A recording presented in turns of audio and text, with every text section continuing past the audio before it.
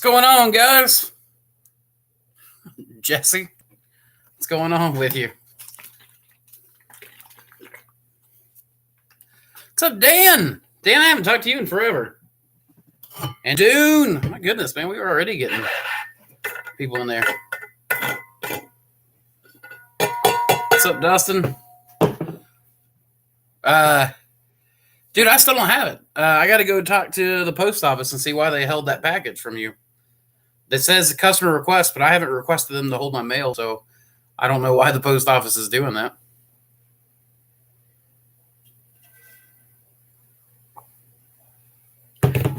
Oh, man. Well, I don't have anything specific today. Again, just another Q&A for the day. See how we go with it.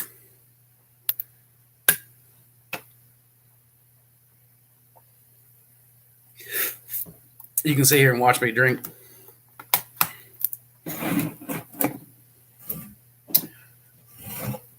Well, I guess if I'm not going to have a lot of questions coming in. Nah. Do you make your own spawn bags? No, I don't make my own spawn bags. I buy them. The manufacturer is Unicorn Supply or Unicorn Bags. And the place where I get them is mushroommediaonline.com. It's a guy named Seth Fisher. That's where I get most of my bags and substrate nowadays. So if you need bulk amounts, it's always best to just contact them directly for bulk amounts of anything that you're getting. But if you're getting small amounts, you know, you can get it for the for a premium. Here for the fun. What's up, man? And you're welcome, Rick. Hey, Rick. Rick. Are you like a Rick from the Citadel? Can you grow on green wood chips? If you by green wood chips, if you mean freshly cut, yeah, I mean you can. It's best to let them age a little bit, from what I understand. I haven't ever worked with purely green chips, but I think there's lots of people who do it as well.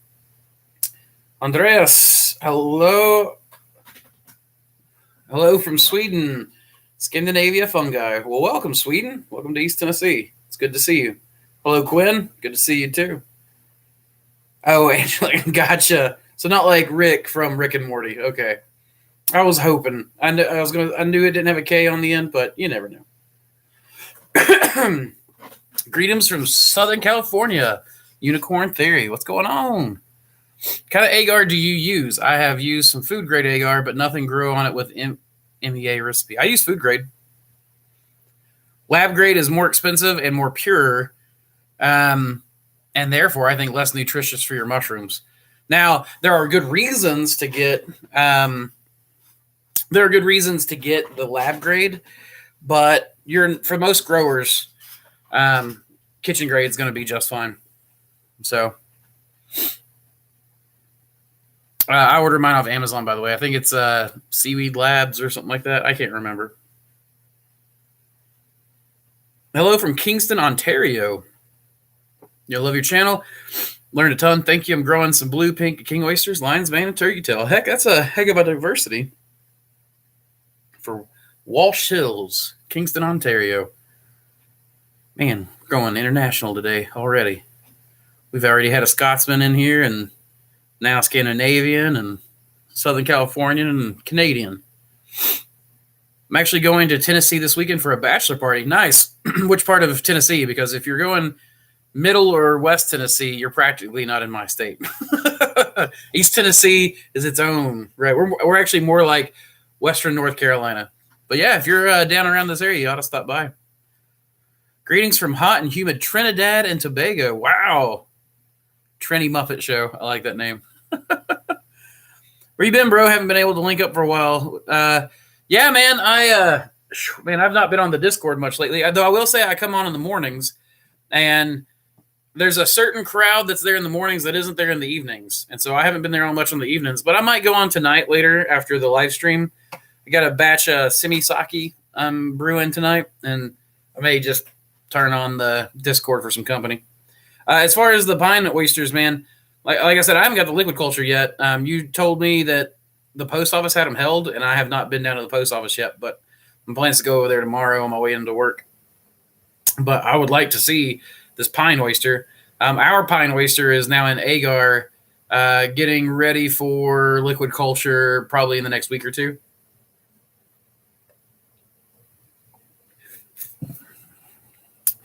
If I have some metabolites in a few jars that have been neglected due to family emergency, do you think I should put them straight on substrate?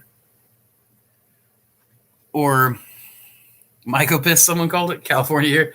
Hey, Rick, the metabolites are usually no big deal as long as it's not like sopping wet. I mean, if you've got them sitting in their own metabolites for a long time, it can damage your mycelium there. But usually, I mean, metabolites aren't something you're really having to worry about. It's usually more along the lines of contamination, and heavy metabolites can be a sign of contamination. But if they're just the product of it going too far, usually that's fine. I'm not sure it's a cabin somewhere. Speaking of that, I won't be able to refill my humidifier. Will it be okay if my tent doesn't have a humidifier for a day and a half? I mean, you might get some dried out mushrooms. If you've got pins growing and they dry out, they'll just stop. You have to pick them off and they'll start again. But, I mean, it won't be anything, fatal, but it might create a gap in your crop. As far as a cabin somewhere, here in East Tennessee, I mean, if you're like Pigeon Forge, Gatlinburg, that's like heavy cabin area. That's actually only about 45 minutes away from me. If you're going to a cabin somewhere like in Cookville, which is where my family usually goes for, that's closer to Middle Tennessee. That's up there on the plateau. And we tend to vacation in the plateau just because the Smokies and the Appalachians are very, very inundated with tourists nowadays. Like, so much so that it's almost impossible to get up there and do any kind of fun thing. So, Brian Lee, so kind of boneheaded, mixed up 50-50 rice and wood, mixed in a bag, in a big tub. Gonna have trouble getting the moisture level correct. Is there a rule of thumb for just looking at it in a tub? When you're mixing it with rice, not really. If it was like wood and something powdery like soy or something, I would say you can hand squeeze it. But why are you mixing it up in a tub? Why aren't you just putting the ingredients in a bag and putting the amount of water you want in a bag and then letting it swell up there? You shouldn't have to mix it. Unless you're wanting to grow in the tub, in which case, how are you going to pasteurize it in the tub? Hello from Mexico. Buenos dias. What do you think about using mesquite and bran as a substrate? Mesquite sounds interesting. It sounds expensive. I think mesquite would work, though. Trying to figure out highest yield without using the master's mix. Hard to find down here. Thanks for the help. You're very welcome. So you can go, with bran, you can supplement as high as 40%. If you're doing like shiitake and stuff, a lot of people talk about they have a lot more mutants at that high supplementation with wheat bran, but it's a possible thing to use. Let's see.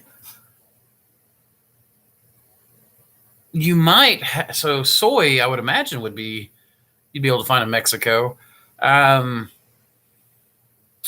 I don't know. We're looking into replacements for soy right now because there's a lot of talk about there being a soy shortage in over the next couple of years. 2019, a lot of the fields got drowned out while they were being planted, and then I think the emergency reserves or whatever it is, the commercial reserves, I can't remember what they call the reserves. That program ended a few years ago, and so I think all the government-owned stock that was made to help keep prices from fluctuating too far, I think that all that was sold off. There's just been a lot of talk about soy being in short supply. And our co-op was saying that they could import it from China, but it'll go from about $9 a 50-pound bag for us to $27 a 50-pound bag for us. I still have other places I can get it from, but it's one of the Jesse. It's one of those things where I'd like to be able to find replacements where you can swap soy out for something else. So we're doing trials on black oil sunflower seeds, beet pulp, Bermuda grass, alfalfa, Timothy grass, rabbit food, commodity feeds for like beef commodity feeds, corn gluten, et cetera, et cetera. So shout out to Big John's mom is what Jesse says. I don't see Big John on here though. Oh my goodness, chat's going up now. Yeah, been too long. I found a contaminated plate I'd forgotten about today that I inoculated with spare grain. It's fruited through my parafilm. Have you ever had this happen? Yeah, I have that happen a lot. Every time I forget about a dish of an aggressive strain of one type or another, it fruits like crazy.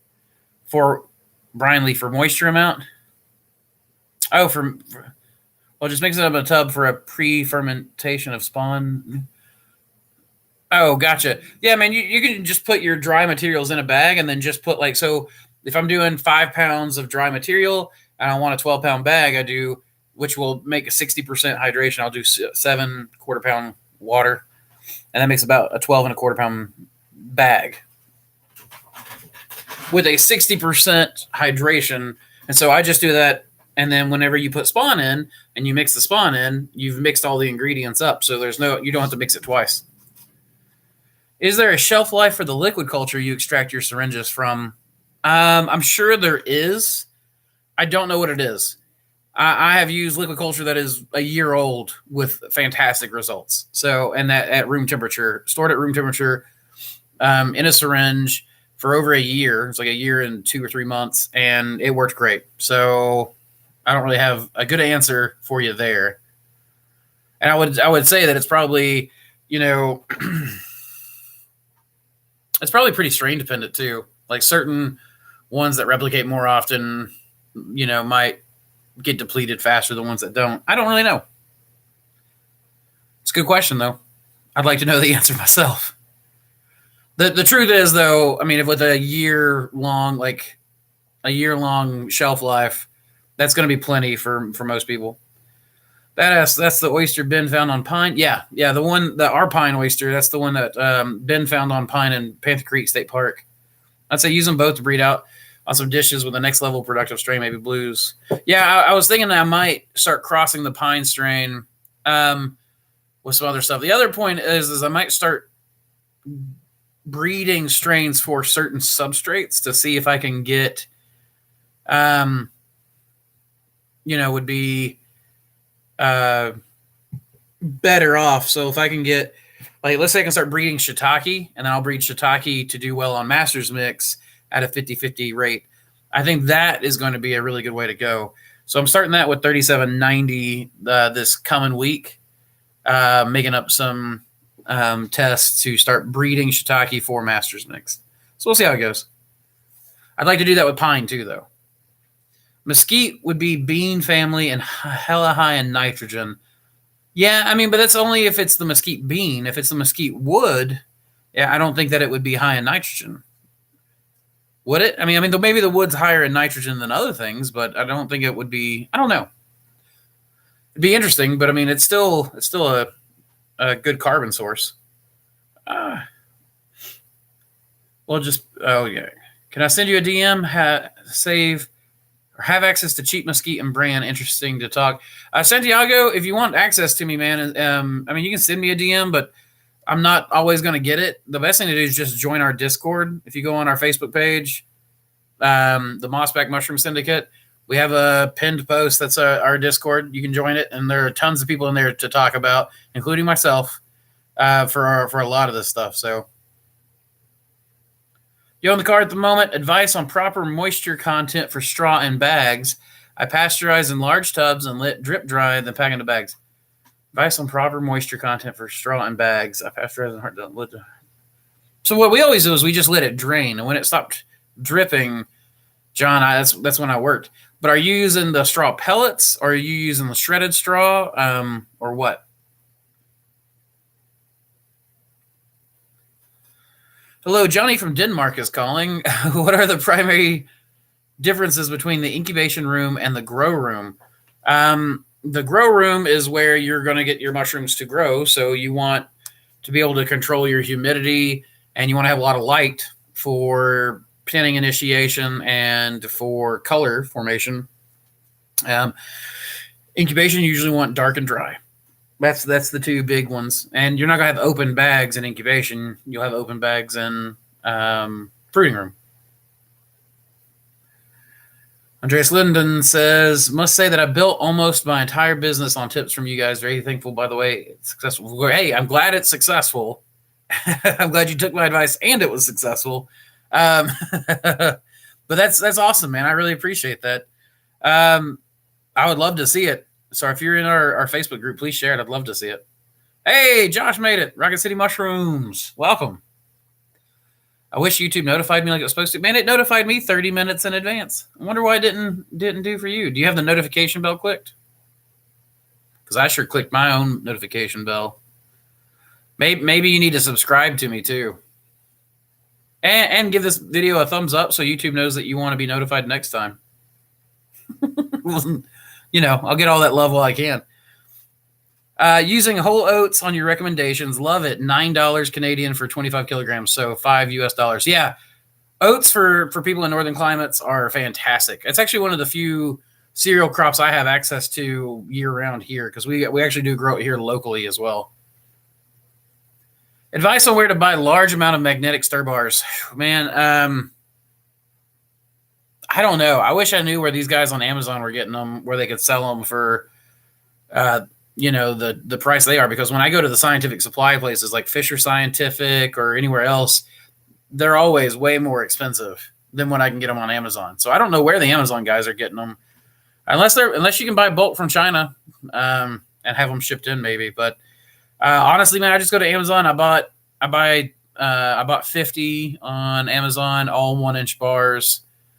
I don't remember how much it cost me, but you might just look up like 1-inch bars on Amazon and see if you can find some in bulk. Look at that. I gotta cut that. Have we ever had? Hi, we have some trouble with ugly oysters. Could be a problem to use a water softener. We use it to protect our humidifier, but we also use the water to mix our substrate.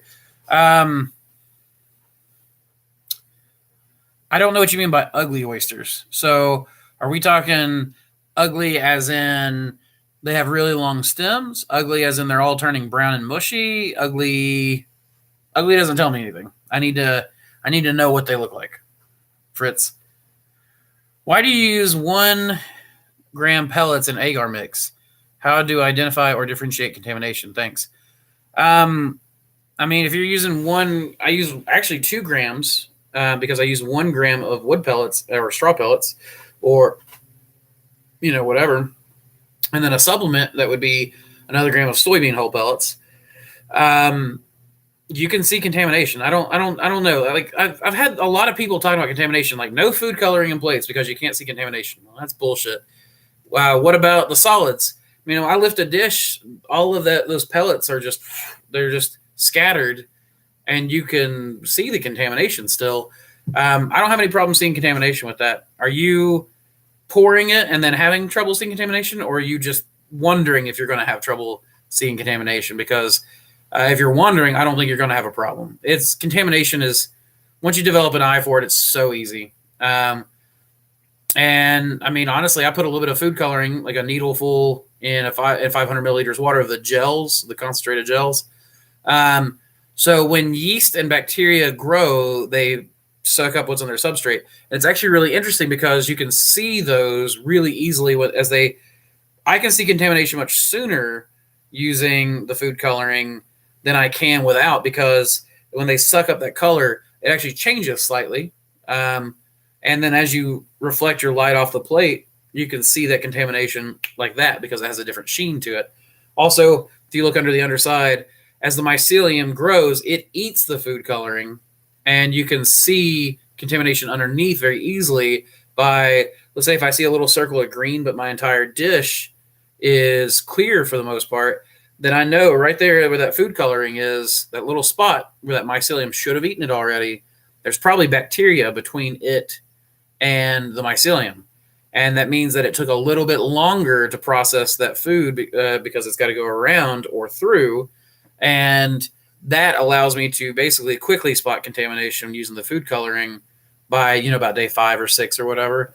If you go too long, obviously, you're not going to see it. But, I mean, even if you hold your dish up to a light, you should still be able to see bacterial colonies underneath your mycelium if you have them on there and don't have a sterile culture. So, on story and cultures, I think cellular function stops when it runs out of oxygen. And under that condition, cultures seem to last extremely long amounts of time if they can breathe and they keep aging. Waste text. Yeah, cultures last longer without oxygen, in my experience. That's what I'm thinking too, John. So I've actually heard that it doesn't fully stop. My understanding after talking to a guy up at UT, University of Tennessee, is basically what happens is water is H2O, right? 2 parts hydrogen, 1 part oxygen.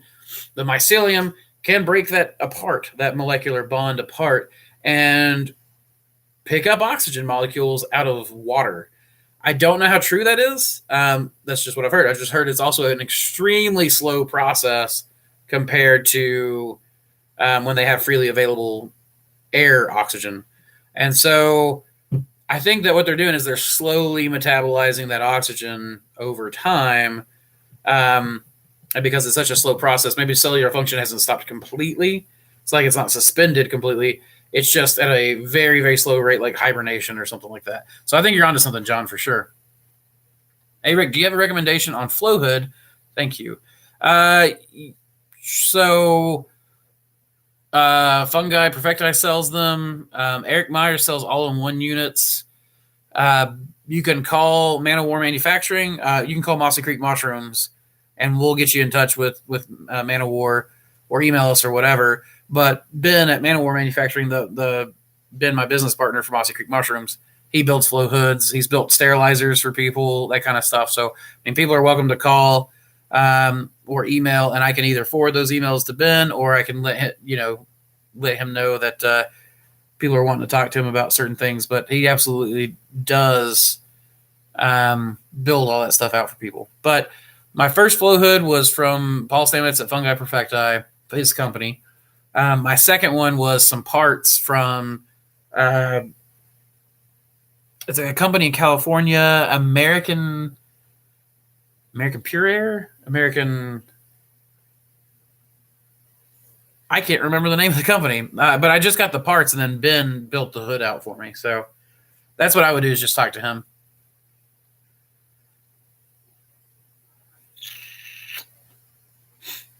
Again, Eric Myers does sell all-in-one units, and I have not used those, but I know people who have, and have had good results with those, and they're about half as expensive as the other units. I will say they're not rated as high for the flow rate. The filtration rate's just fine, but but your flow is going to be lower.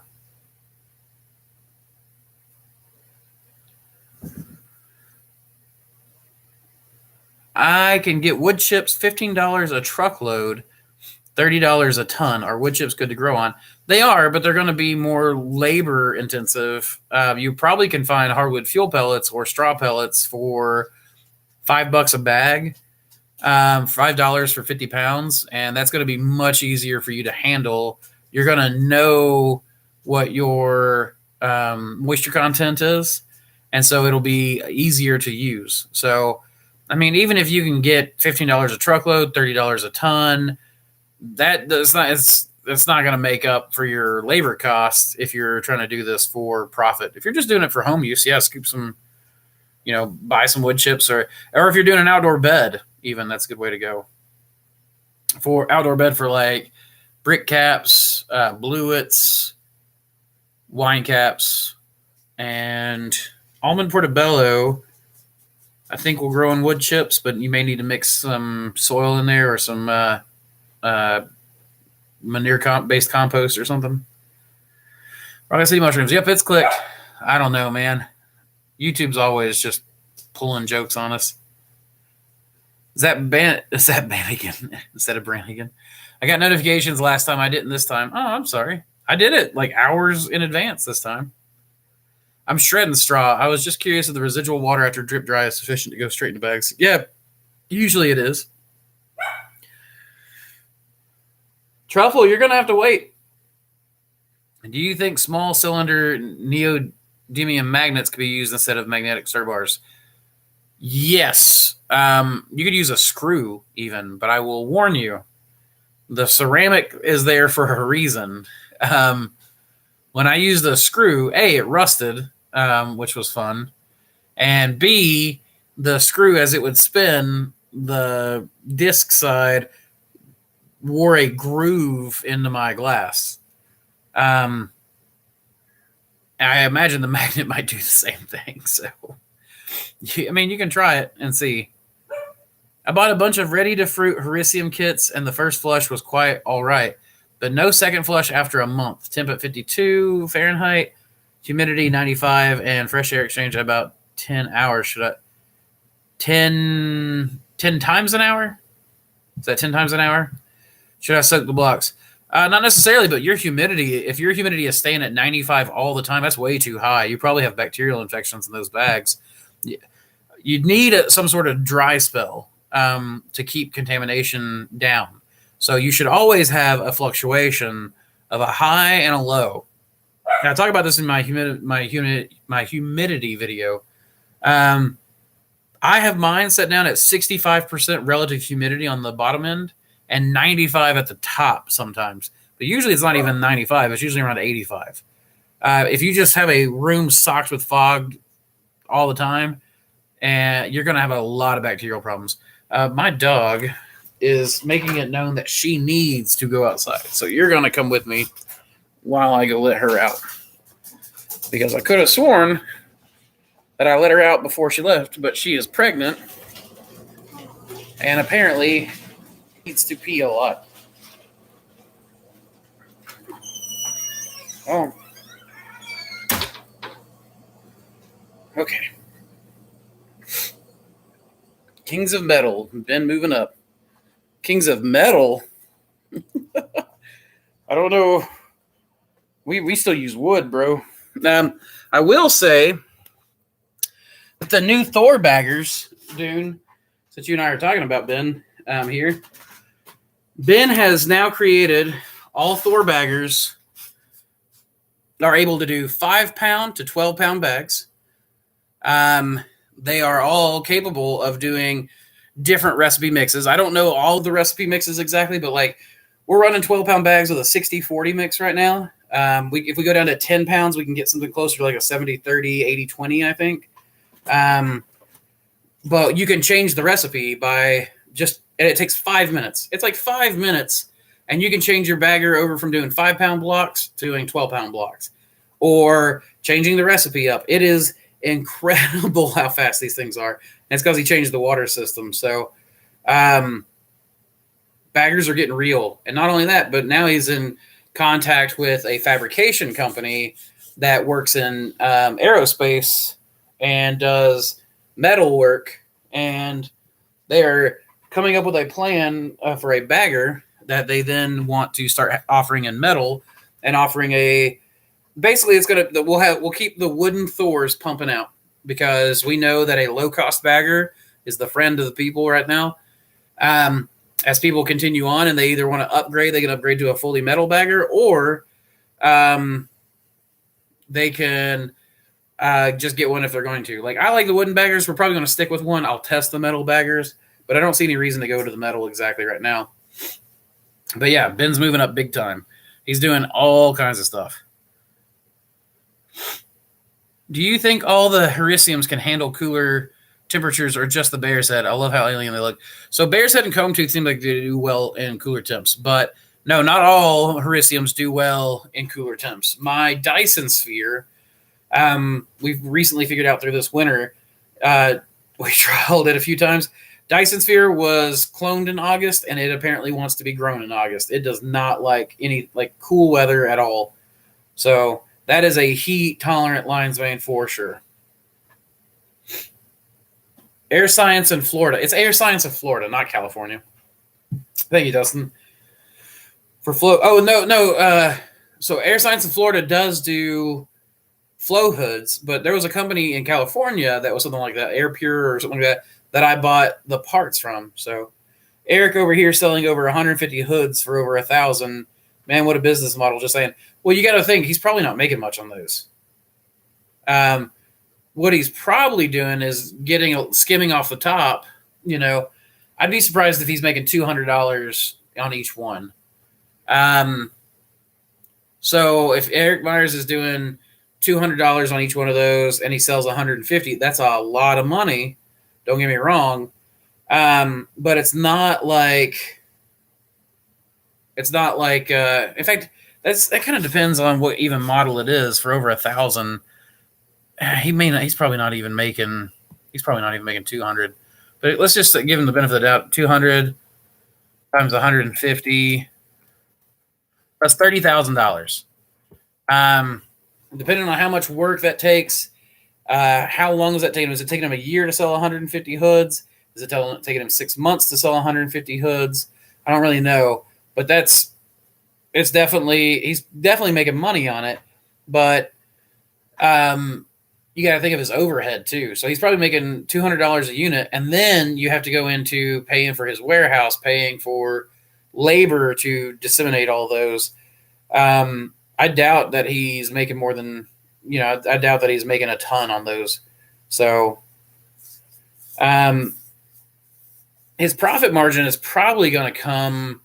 What he's probably doing is buying in bulk and getting his equipment for a cheaper cost, and then turning around using that. He's going to grow mushrooms using it, soak up the profit of the mushrooms, because we all got to remember mushrooms are where the profit is made for all of this. So any support services is paid for out from fresh mushrooms typically.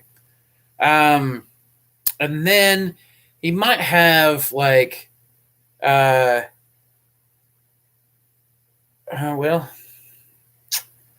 he probably has, I think he's doing some liquid culture and some spawn, and those you profit on, but it's not quite the same as the fresh mushroom production. So I'm not saying that he doesn't make money. I'm sure he makes plenty of money. He's got his fingers in a lot of pies, but I'm just saying that I don't think the flow hoods are that profitable. Most equipment is actually, like, you guys, like the Thor baggers, I mean, we make a pretty little penny on them, but it's still not a huge thing.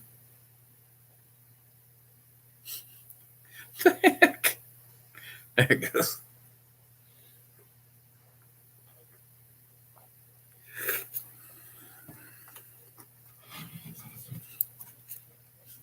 Hi, Andrew, all the way from India. Hey, Thomas. Well, thank you. I appreciate that. Any tips on getting into a warehouse space? I've been trying to expand our op, but warehouses aren't agreeing to our use.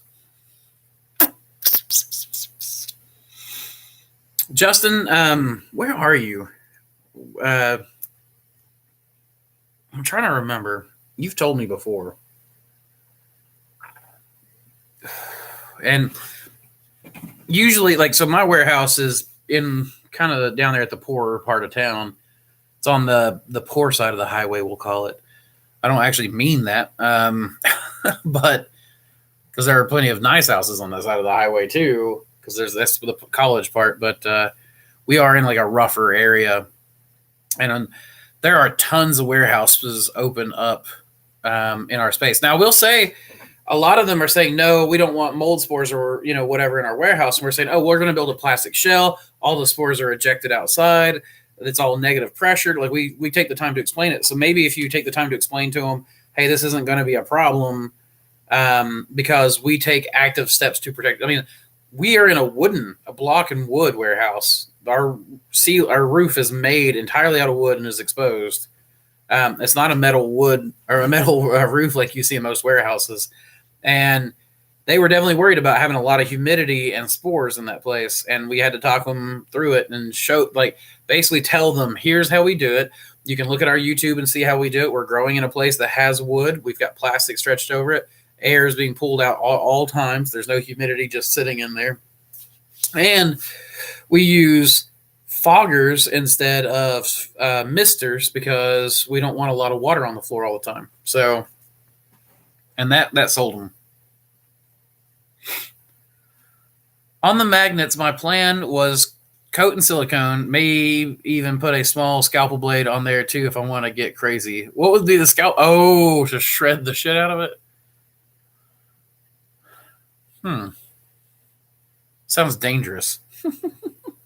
You got to think though. So when your magnets are rotating to spin the ceramic stir bar, you know you've got a positive pole and a negative pole. If you're using those little disc magnets, they're going to flip up on their side and be spinning around like that. So whatever way you do your orientation, you're going to want to make sure that you do them, with that in mind.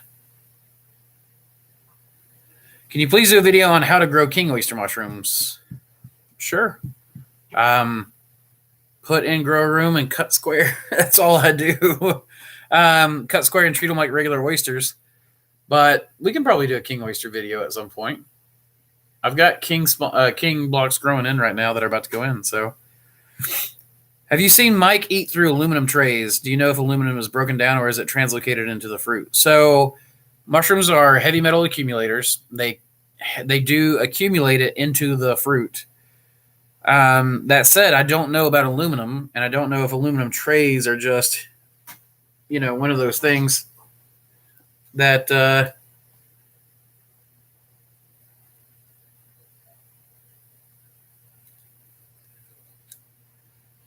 woo. Sorry, this is bothering me so bad. There, that's most of it. I can get the rest of it with the trimmer later.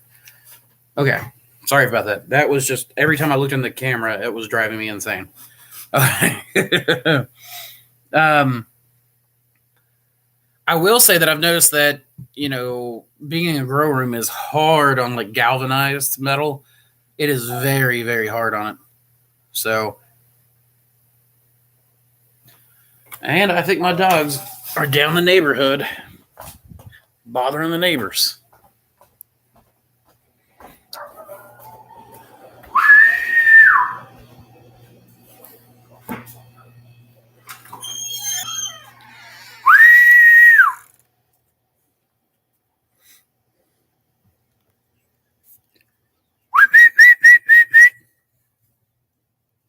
Come on.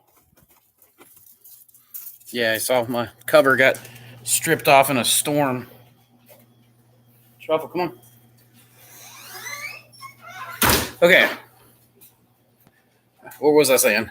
Oh, about the aluminum. I know that my Sims. I know I still got that freaking thing up. Been working over at the shop all the time, and have not taken the time to take our Christmas tree down because we're almost never home anymore. So I took a day off to spend at home, and we worked on the house a little bit, Samantha and I, and worked out. So, all right, go back to the questions. So I don't know about the translocation in the fruit there, John. I'd like to say that I do, but I don't know how it goes. I have not seen it eat through the trays though. That would be something picture worthy. Dune says Ben equals. That sounds great. Awesome future possibilities there. Oh, for sure. Man of War. Name a band who had an album song. Kings of. Oh, that's right. The Kings of. Yeah. Okay. I should have got that reference. I love Man of War. Warriors of the World is on my workout playlist, and oh man, I can't even Sleipnir, and I don't even. Yeah, they did all kinds of stuff. Their album artwork has always been badass. Very Frank Zaretta style of art. You're very welcome, Quinn. Take it easy. So the ingredients in a spawn liquefy to the point of not really allowing for air to move through the substrate. Will the inoculation fail?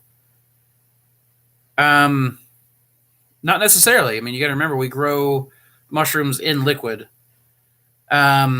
It will slow down, and bacteria will have the advantage. So, is it bacterial?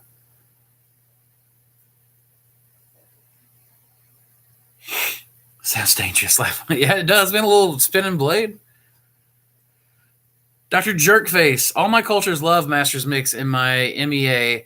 And I trained manure-loving species to colonize bulk sub-bags of pure master's mix. Nice. Okay. Yeah, I mean, I do master's mix in almost all of my plates. I did do some liquid culture tests with like a gram of sawdust and a gram of soy in it. I wouldn't do that. It's incredibly difficult to work with, and I knew that it would be, but I just wanted to test it to make sure it was as bad of an idea as I thought it was. It is. Peptone performed better and was still able to be sucked up in a syringe. So, but master's mix, I do goat mix in there. I've done a manure plate, base plate. I've got a bunch of different recipes for Agar. Some soil lovers, some. I've got a new mix that I'm trialing out for soil swabs, and I'm trying to grow endophatic fungi, so fungi that grow in like plant roots. So I'm trying to grow some of those, and so I've got a mix that I'm hoping approximates some of the plant root soil mix. And I trained manure-loving species to colonize bulk sub-bags of pure master's mix. Yeah, I've done something similar, and so I'm hoping like you can train strains, and then you can breed strains and selectively breed strains for substrates, and I definitely want to do that. Like a shiitake on a master's mix, something I'm really trying to do. So, let's see. What's up, Andrew? Haven't made it in a live stream in a while. Nice, Dylan. Welcome back. We're still cranking out your King Blue, Black Pearl, Pathfinder, and Comb Tooth here at Cool Mushroom Farm. Heck yeah, man. I'm glad to hear it. I hope they are serving you well. What are the pros and cons for cutting squares? Pro is limited exposed surface area. Cons would be I don't know. I mean, there's not really.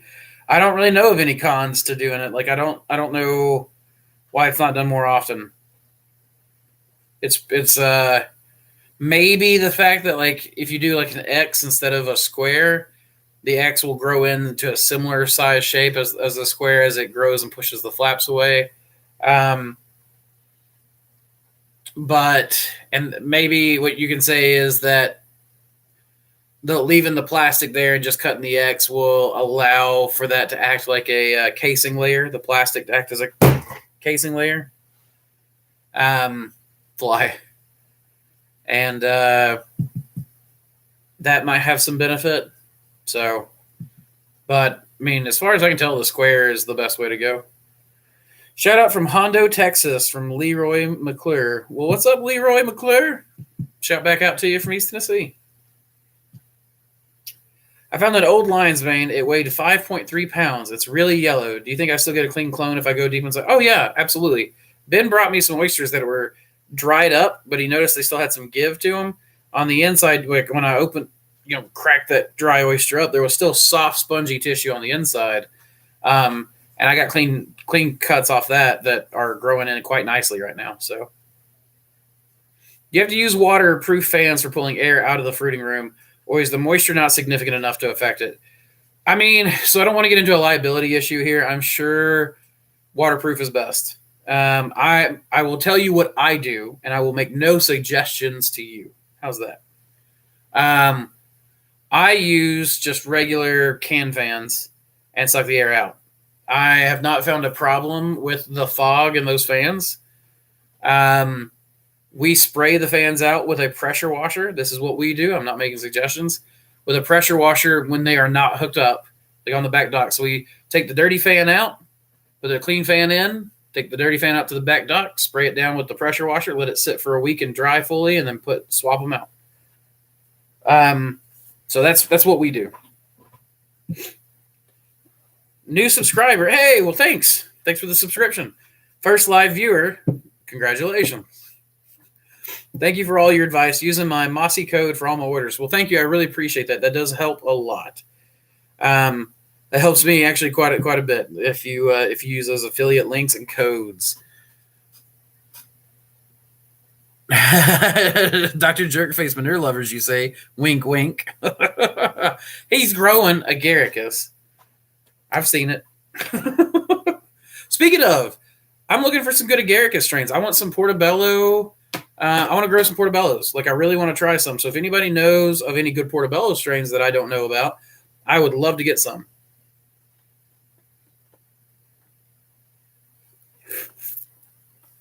Don't judge me. I know it sticks in the mustache. The goat mix is fantastic. Big change forward. Hey, I'm glad that it's working, man. It's been a huge game. Like, that is 95% of our production now. So, what speed do you keep your fan at in the grow room? Approximate CFM. Also, so I mean, our room is fully stocked all the time, so we keep it up practically full blast. It's about 800 CFM, I think, is what is sitting at. Also, does it work fine with 112 disc fogger? Yes, but I have 2 going right now, just to try to take some of the wear and tear off of the fan. But actually, I need to call John at House of Hydro. I got to put in some orders because our 2 new grow rooms are opening up in the next week, and so I need to make sure I have foggers for him. Do you use any plants such as snake plant to increase O2 levels for your fruiting chamber or O2 tanks, or is the fans the main source of FAE? Fans are the only source of fresh air exchange for us. You're not going to be growing enough plants to make an appreciable difference in O2 levels. Also, for mushrooms, it's more about CO2 than it is oxygen. Like heavy CO, you want to get rid of heavy CO2, though oxygen is, good. And no, I don't use O2 tanks. There's a lot of certifications and things like that, regulations that go with O2 tanks. So I would stay away from that. How have your spore capture plans come along lately? Any progress catching them from the exhaust? I did some exhaust swabs with some interesting results, but heavily contaminated. From the ventilation, it was heavily contaminated.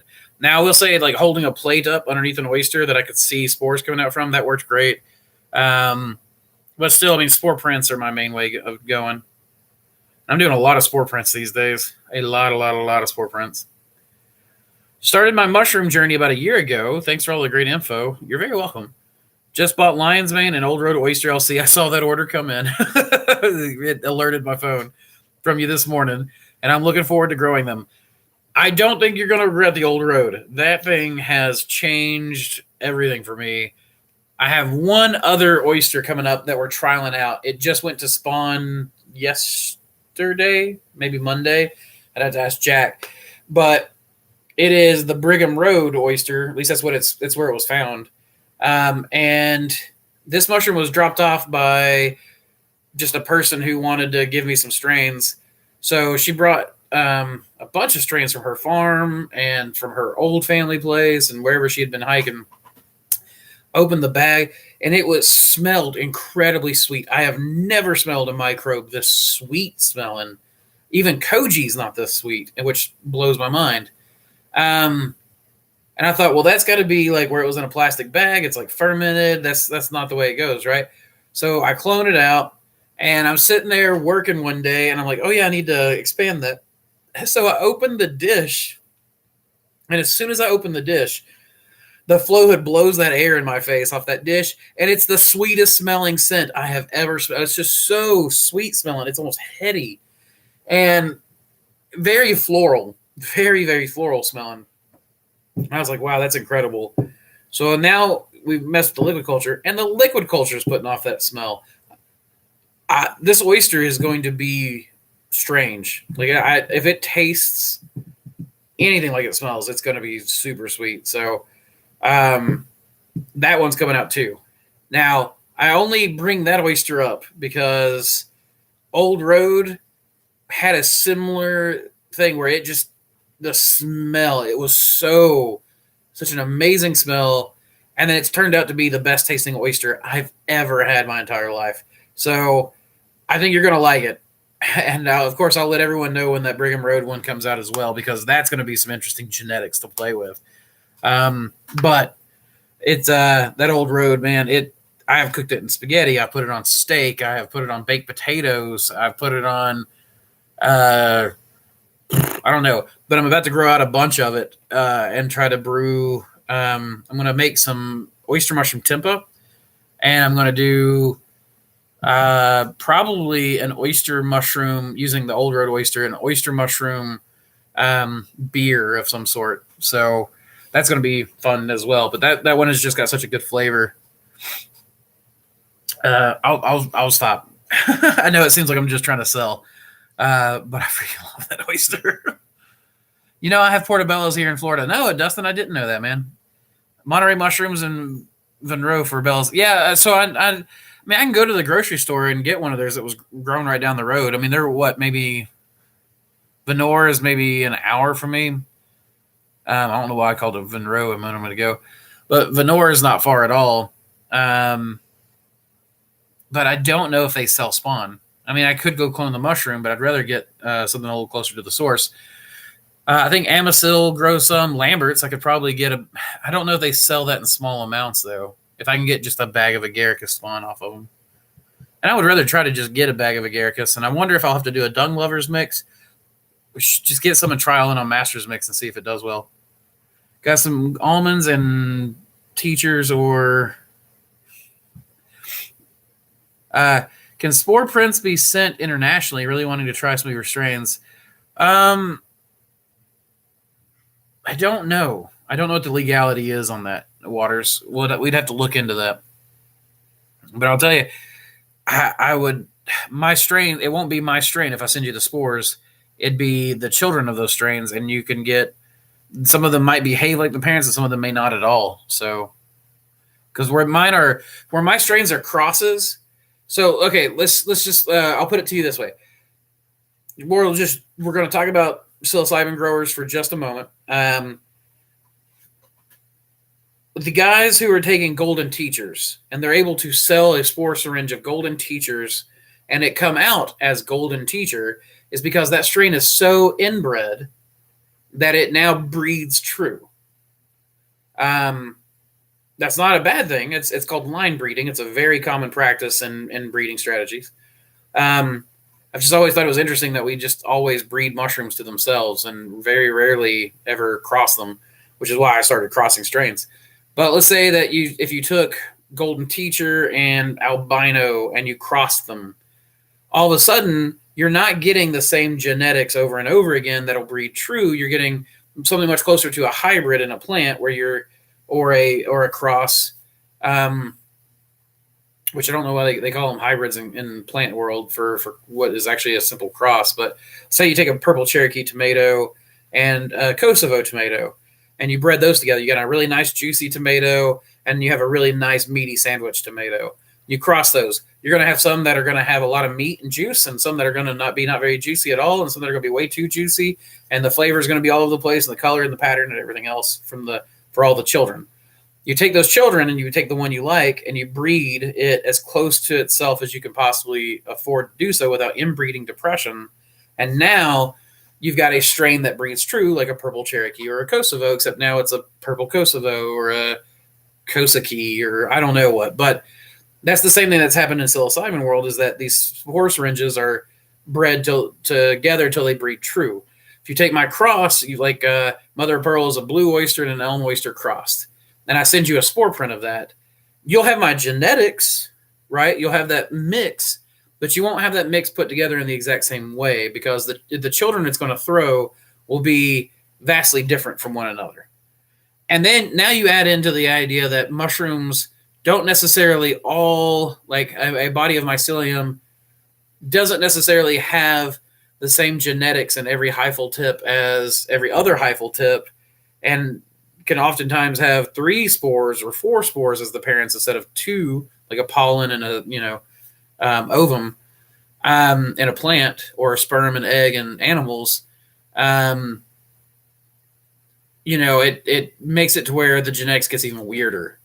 So I could send it to you, but it wouldn't necessarily breed true. And so you may be paying a premium on something that may not actually be worth that premium, if that makes sense. We can still trial it. I haven't played a lot with my render farms yet. Render farms are basically where I want to start reaching out to certain farms. I want to send them a spore print and have them breed that mushroom to itself over and over and over again, just to see what all the crazy kinds of recessive genetics are deep in that cross that we don't know about, and that I don't have the time or the space to do all of the testing myself. And so I just want to take these genetics and render them down to see what's there and recruit some render farms to help us with that. But we'll see how that goes. I was wondering if contamination would be an issue capturing from the exhaust. Have there been any spalting updates lately that I've missed? I'm not sure what stage you're at these days. So there have not been any spalting updates I've put out. There are spalting updates. There are 2 new strains getting added to the spalting pack after I get them tested out and pictures of the stain. There's a pink stain and a blue stain. But we're going to do a bunch of testing first, and then we're going to see what we get from there.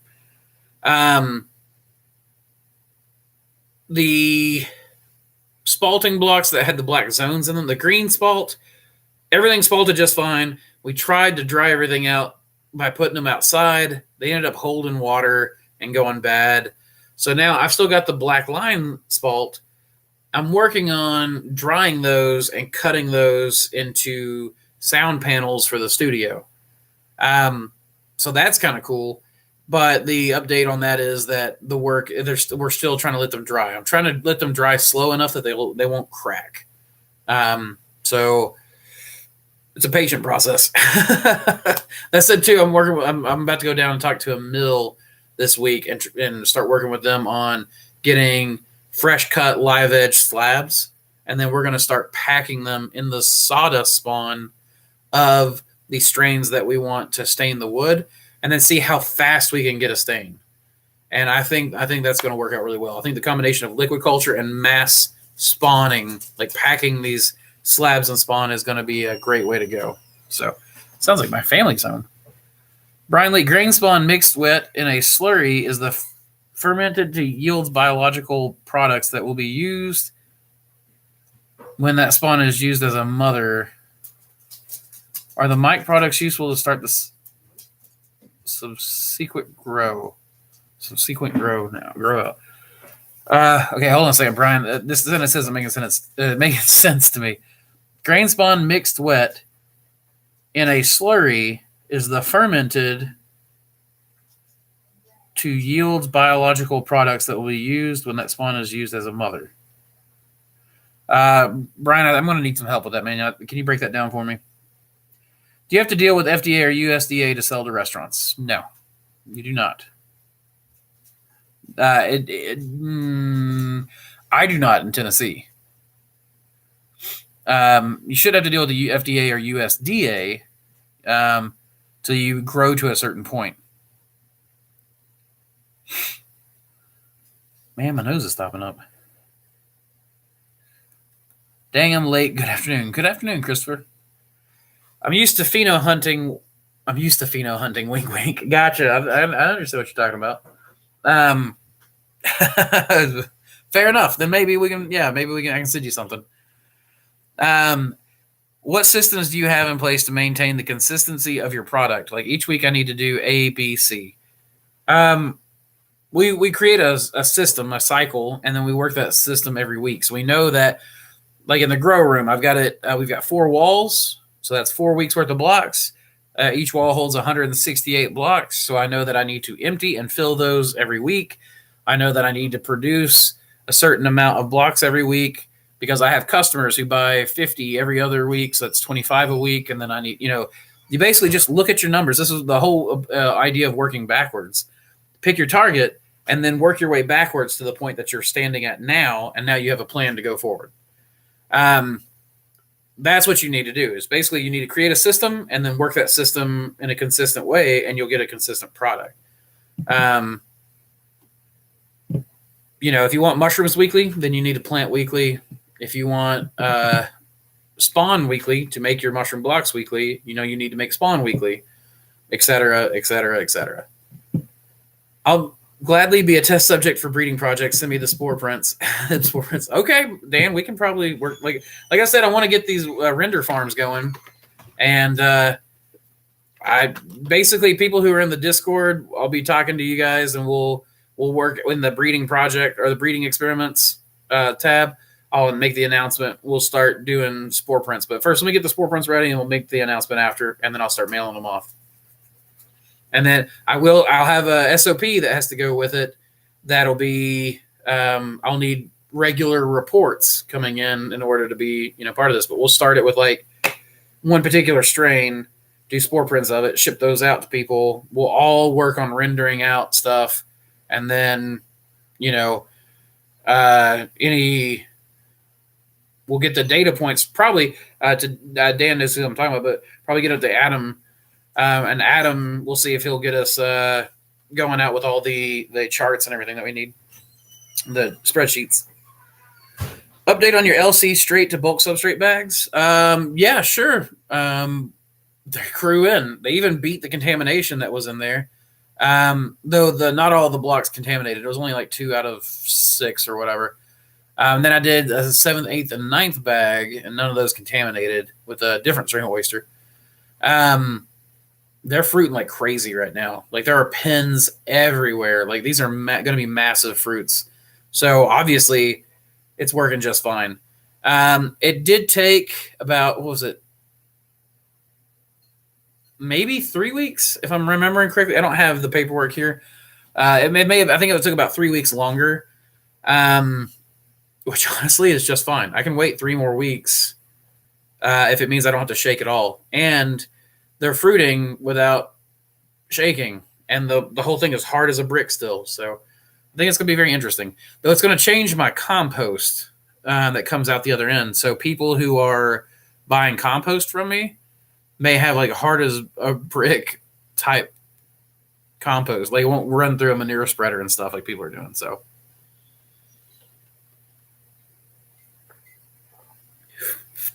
also, what's a good spawn to grow lion's mane in jars before going to bulk bags? Oats. Oats are the best spawn. Any FAE tips for the small grow tents? It's basically a small greenhouse converted into a mushroom grow tent. Can I just put a pedestal fan next to it? I have the filter patches along the sides. That's called a Martha Grow. So if you go on mushroom growing in Facebook, just type in Martha Grow in your search. You'll find all kinds of people doing it. But you can get away with like a little computer fan in the top of the tent and then just vent that straight out a window and you're good to go. You don't want it to just like blow spores around in your house. Like you don't want to just have a tent in your house without the air going outside. That's dangerous to your health. Sorry, character limited. Please talk about the benefit of the slurry used for your grain spawn. Like the liquid culture? Yeah, liquid culture grows in faster. I have it ready at all times, so I don't have to wait for an agar plate to grow in if I need it. I can pre-pull syringes and then put a syringe cap on them and let them sit for a while. And so I've got something ready to go immediately. It basically just makes my whole business more flexible. So it took us a while to get grain spawn for orders. We get a good SOP for that going. But now that we've had a lot of people waiting weeks for spawn, everything is going smooth. I've got Jack trained. Jack's there every day cooking 12 bags of spawn. And like all of our orders are going out the door like this week. And we'll be caught up on grain spawn. And now grain spawn's going to be that fast. So, John Grady, it's the Mossback Mushroom Syndicate. Let's see. Bant said, just curious, what temp do you incubate shiitake at? Room temp, like everything else, or a little cooler, best range maybe. So in my incubation, I always try to keep it 75 degrees Fahrenheit or below. If it gets above 75 degrees Fahrenheit, I run the risk of getting neurospora, contamination, or the blocks cooking themselves to death. So 75 degrees Fahrenheit, my grow room is usually about 65 degrees Fahrenheit. I like that. The grow room should be cooler, in my opinion, than the incubation. Incubation, you want everything to grow in as fast as possible, so you let all that to get a little warmer. Plus, that's where the blocks are generating heat, so you don't have to fight that heat put off so much. The 65 degrees Fahrenheit in the grow room is kind of nice because they move and they're 10 degrees cooler, and it's almost like a signal for them to fruit, right? End of season kind of thing. So that's what I really like. I'm definitely down for the print experiments. Where can I find a link to the Discord? If you're in our Mossback Mushroom Syndicate on Facebook, the link is there. Actually, I can put a link here. All the Discord guys are going to talk about it. They'll be like, oh my gosh, why are all these people joining? It gets so full that, it's a little hard sometimes. So we got a lot of channels now. Let me get the invite, and then I'm going to put that in the chat.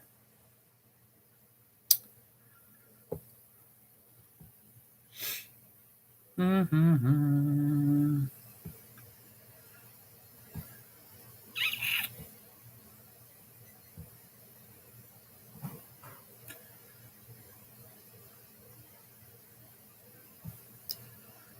Okay, I know that was really boring to just see me stare at a screen, but here is the Discord link.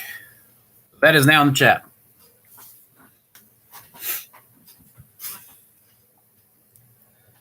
Can I use perlite instead of vermiculite in a substrate? I wouldn't use vermiculite or perlite either in a substrate. So I don't really have an answer for you.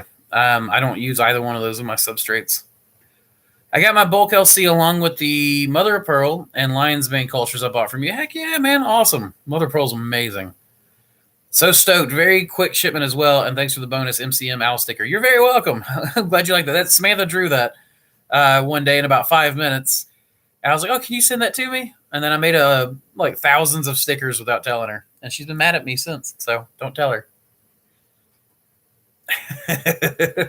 Nah, she's been doing other logos and stuff for other strains. So we got other stickers coming out soon. But thank you for your order, and I hope that they all serve you very, very well.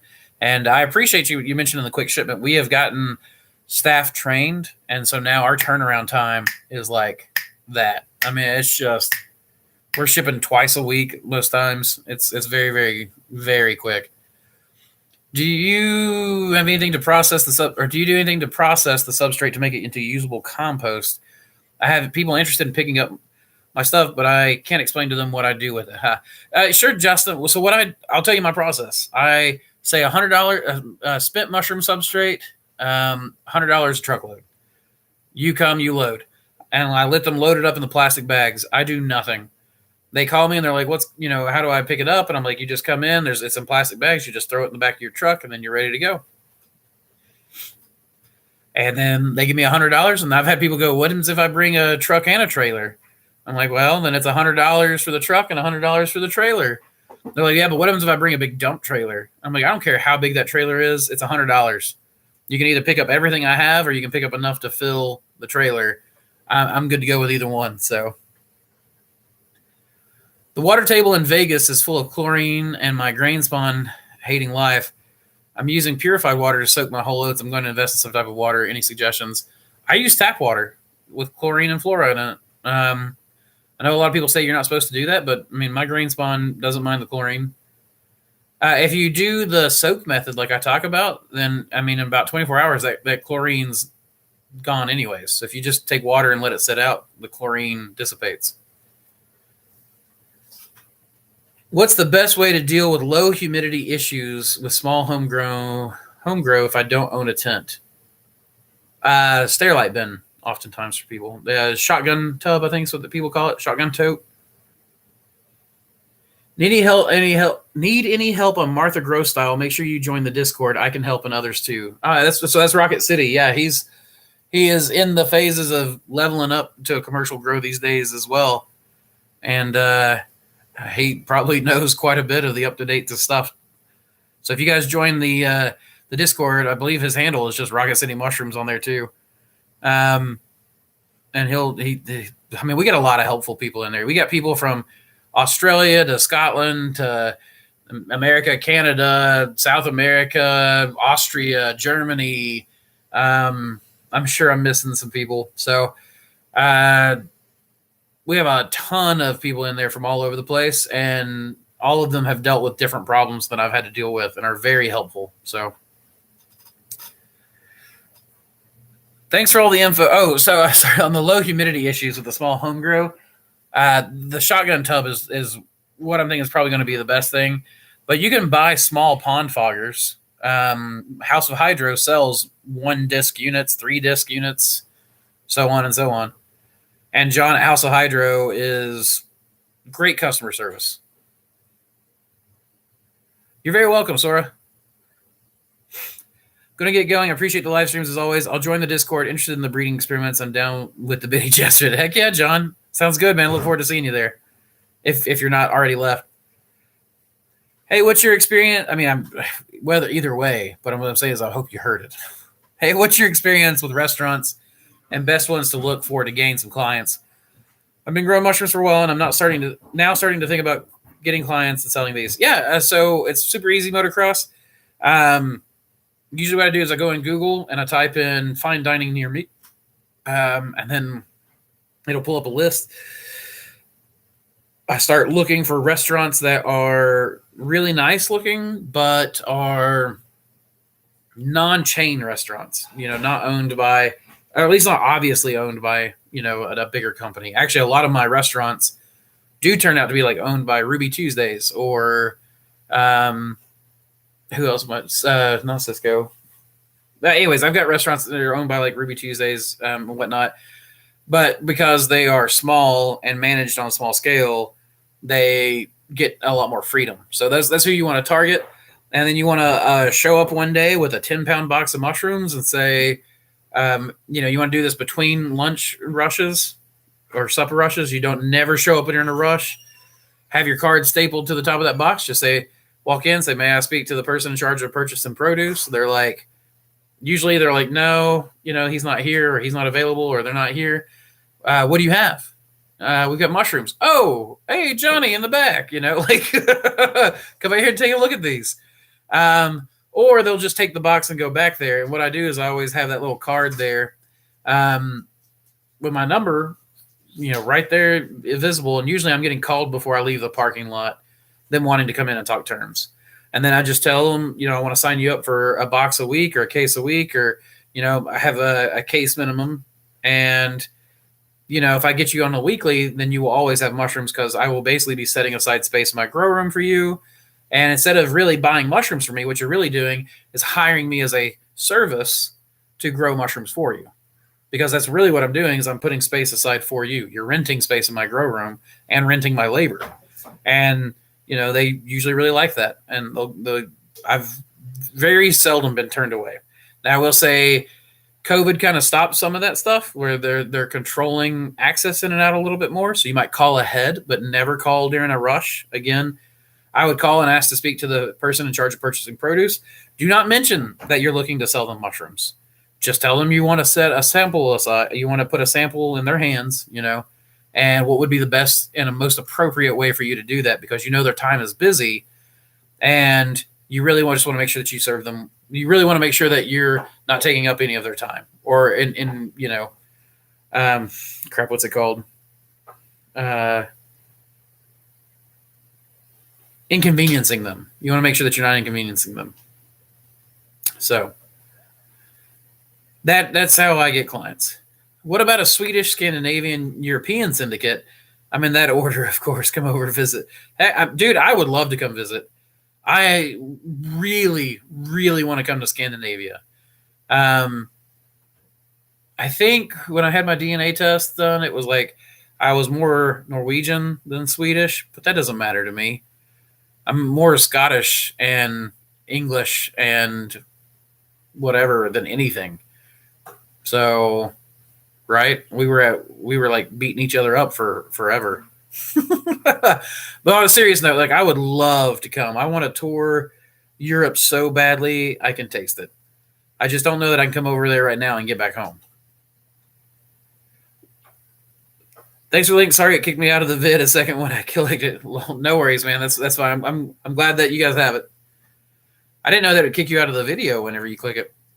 Appreciate you might open a new link or open a new tab or something like that, maybe. Appreciate everything you're doing to help newbies. Absolutely, man. That's kind of my purpose in life. Super appreciative of the info. Thank you, man. You're very welcome, Motocross. Motocross, not motor. How do you feel about broken grains that come with dried grains when making grain spawn? Should I be removing them before soaking? I don't do any of that, man. I literally just pour grains in. Like, we just open the bag. I don't even check them. I will say that when we're bagging, we found a lighter, a cigarette box, a lid to the cigarette box, and a bunch of hand rolled cigarettes that were soaked because we just poured them in there, and they all soaked together. But we found those. But interestingly enough, it was for 2 different bags. So we had like the lid to the cigarette box in one bag, 50-pound bag, and the case in another. We were like, man, when are we going to find the guy like that fell into the grain bin or whatever? Like, this is scary. But no, man, I don't work that hard. If the answer is, do I do more work? The answer for me is always no. So my place is yours. Welcome. Well, thank you, Andreas. I really appreciate that. Let's talk later, because I've had a few offers from up there, and there's even some grows up there. Top Sopp, SOPP. I can't remember. I follow them on Instagram, and their place looks really cool too. And they're in Scandinavia somewhere. I'm not entirely sure where, but I've got friends in Denmark and Norway and Sweden and Finland. I've always wanted to go to Finland, and Iceland. I have definitely want to go to Iceland, and I really want to go to Scotland and Ireland and visit some of the distilleries. That would be fun. So let's do a whole Northern European tour. Maybe I'll take like a year off and just do YouTube while touring Europe, and then leave my crew, doing their thing. Have you seen the Paul Stamets episode on JRE? That's what got me into mushrooms. Yeah, I've seen both of them.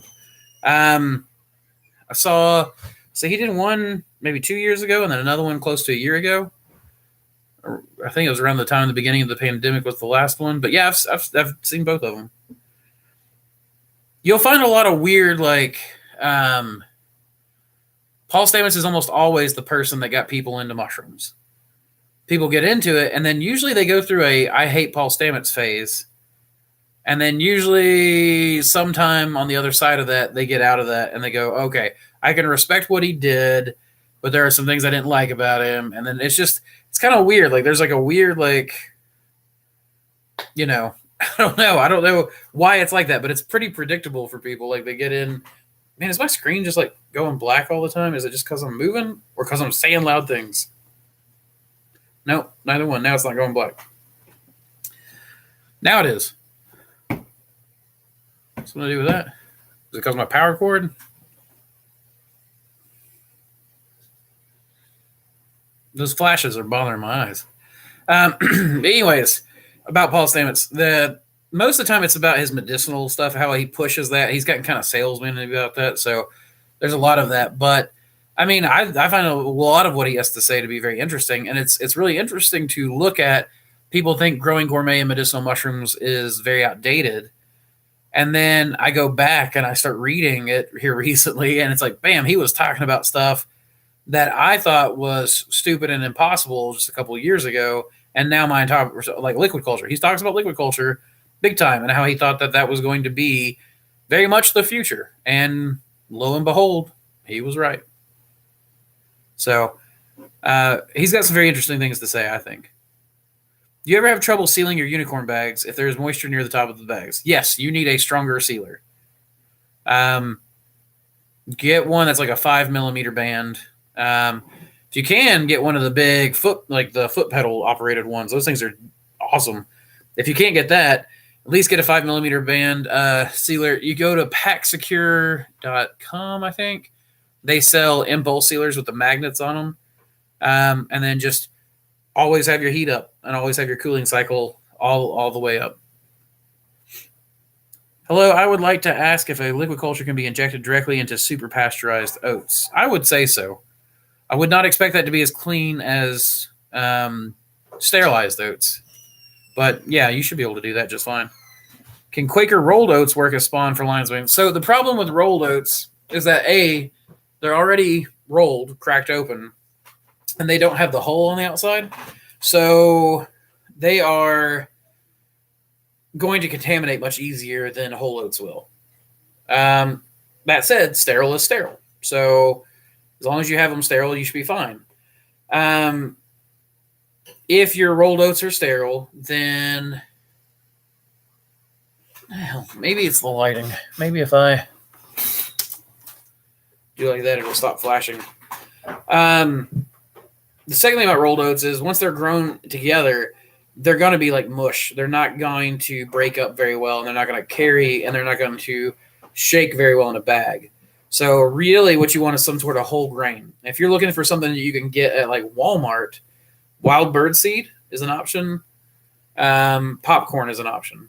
Both of them are going to be more expensive than just going to a farmer's co-op near you and buying a 50-pound bag of some sort of grain like rye or wheat or oats. But if that's what you've got access to, it's what you've got access to.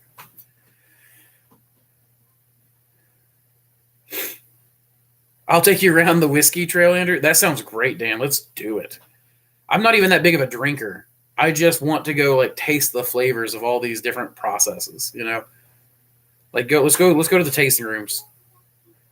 Very interested in your LC, and then we'll do a video on like your mushroom op, and then we'll go tour a bunch of other people's mushrooms ops and go get drinking at their breweries and stuff. Like that'd be a very good year. Let's shoot for 2022. Let's like do a European mushroom growers tour 2022. I'll do like that. What was his name? Justin Rhodes, the guy who started off farming, or was it Urban Farmer Curtis Stone?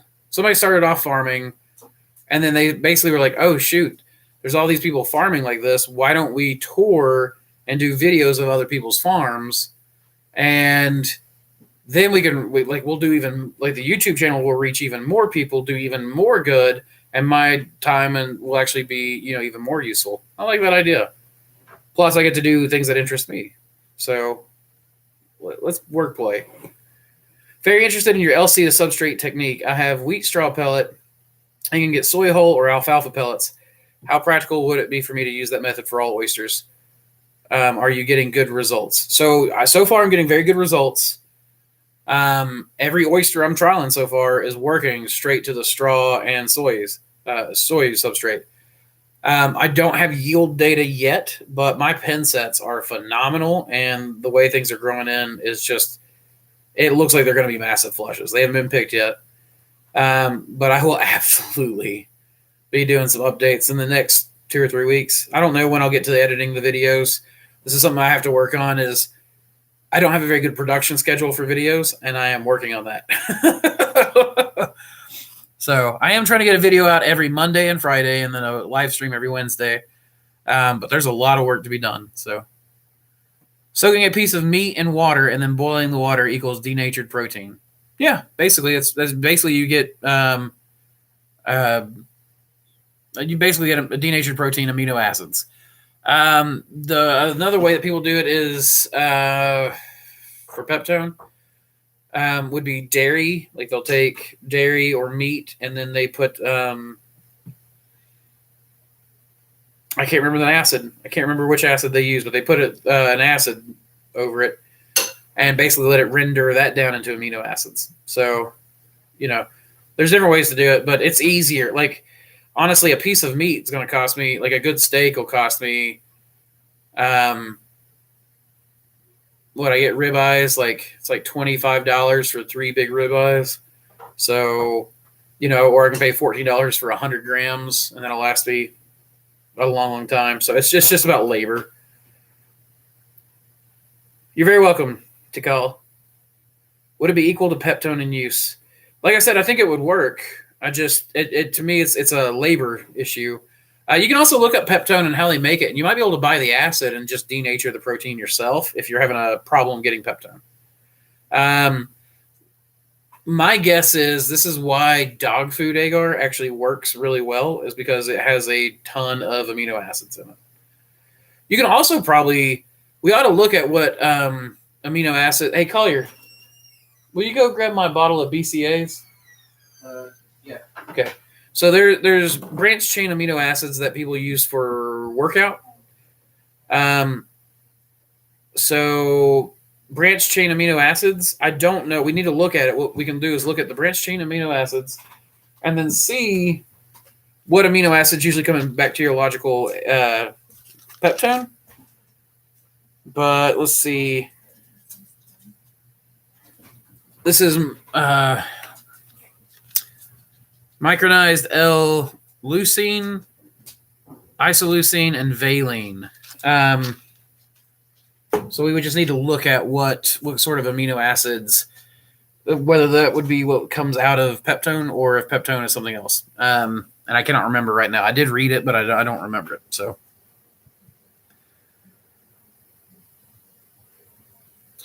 mixed 2 pellets and now have mush. So if you ever mixed concrete, what consistency is usual? I haven't mixed concrete since I was 12 and I'm 35. So I don't really know what to tell you. But I will say that usually a variable mix is what a lot of people want. So, like concrete, but with gravel in it would be really, really nice. I mean, I use pellets, and so basically I'm just getting saturated powder in a bag because my pellets are so fine. I mean, if you're talking about the rice mix and stuff that you're doing, I don't even begin to know, man. Like, how much? Like, is the rice going to continue soaking up the water? What's the saturation point of rice? Are you using white rice or brown rice? Is there a difference in the saturation point of that? What was your moisture content to begin with? What moisture content are you shooting for? You know what I'm saying? Like, I don't really know. This is why I like the in-bag method and doing the dry bagging, where you do the dry materials and then add your water to the consistency that you want. Not only is it easier to formulate for the future and easier to standardize on, but it's going to be much lower labor later. One second.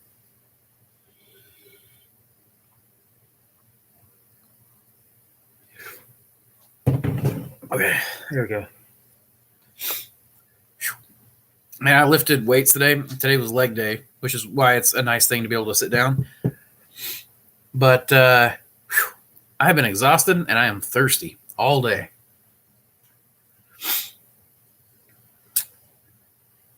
Is Old Road still your favorite at the moment? I'm looking to get another stream from you guys. Old Road is right now. It's my favorite. It is not my favorite to commercially grow. It is my favorite to eat. So, commercially grown right now is either Mother of Pearl or King Blue. Those are still my 2 favorites for commercial growing. But for eating, Old Road is my favorite oyster. I'm going to try this Brigham Road oyster when it's ready. And I mean, I have a pretty good feeling it's going to be one of my favorites as well, just because I have begun to really learn that if the spawn smells good, the oyster is going to taste good. Like Pathfinder. Pathfinder. That was my first oyster that ever taught me that oysters could taste different. And I think still has such a unique flavor. It's sweet, but it's not overly sweet. And it's not, it's kind of like a sweet and savory. And yeah, Old Road is where it's at. Fruiting gourmet mushrooms in a shotgun fruiting chamber. Any advice? Okay. The shotgun fruiting chamber is what I was talking about to whoever asked about that earlier. I don't really have any advice other than try to find some good way to get good fresh air exchange, because your mushrooms will get leggy in those, and it is hard to monitor your fresh air that way. It's hard to monitor and fix fresh air in those. So a lot of people put like little fans on them and then put a little fogger in there. And at that point, you might as well just build a small fruiting chamber, but I don't really know. Speaking of beer, what is your favorite beer to drink? IPA, stouts. Oh, definitely not IPAs. I do not like pale ales, like Indian pale ales. I like a lot of stouts. I like lagers. I'd say the American lager is probably my favorite. Brody, you okay? Okay. Like my go-to, like if I'm just out somewhere and I want a beer that I know they're going to have and that I like, I'll go for like Yingling. But I tend to like dark beers. Like I love Fat Tire. I love Guinness. I like there's a Duck Rabbit Milk Stout that I really like. That kind of stuff.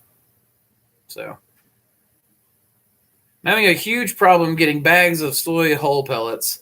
I can get them loose by the ton, but I have nowhere to put them. I need bags, and the Ace co-ops around here don't have them. Okay, so Bant, I don't know where you're at. You were the one that said Venor, so I would imagine that you're near me. The co-ops around here have dried up pretty hardcore. And they were saying that they can't even like get it from China half the time, and when they can, it's like $27 a bag is what they'll be able to sell it to me for. So, and you have to wait for a while for it. So Seth Fisher at mushroommediaonline.com is probably the best way to get soy. You can use alfalfa, and alfalfa is still around here.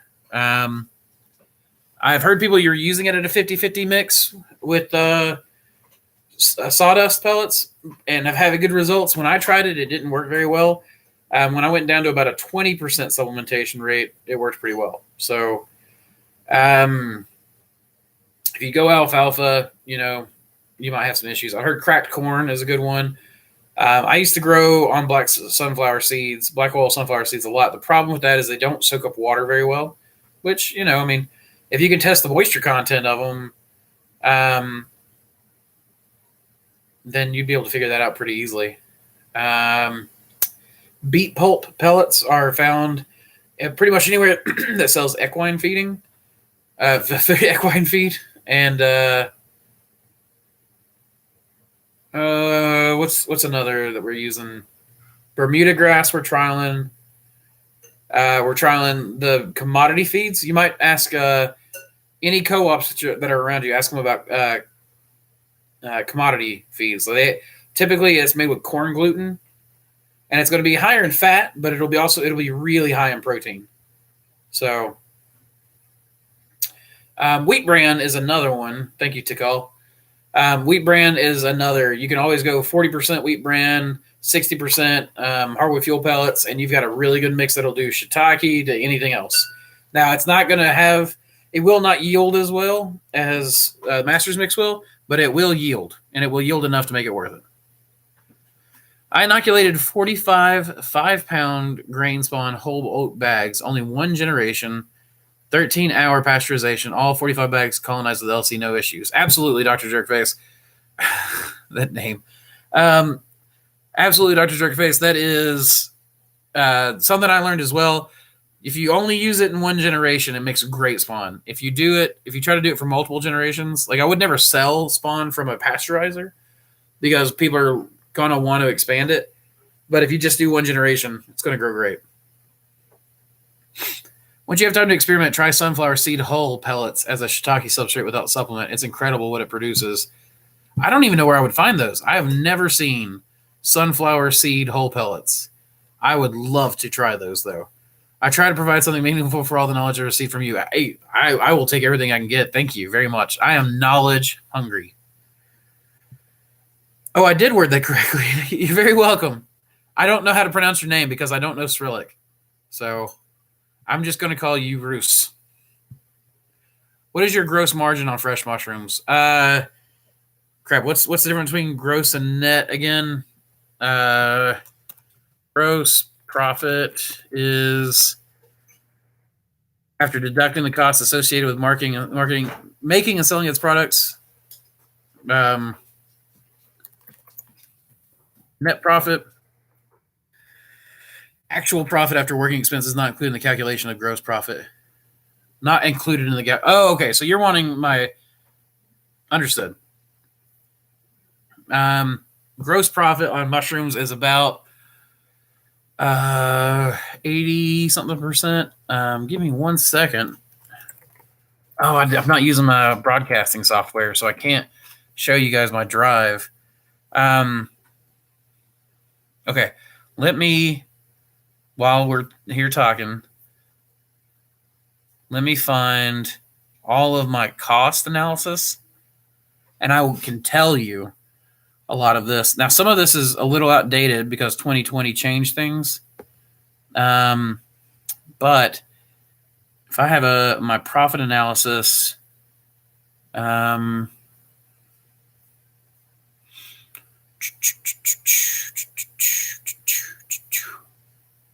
on, oyster mushroom.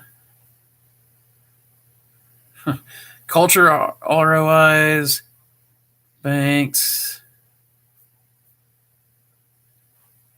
Uh-oh. I have lost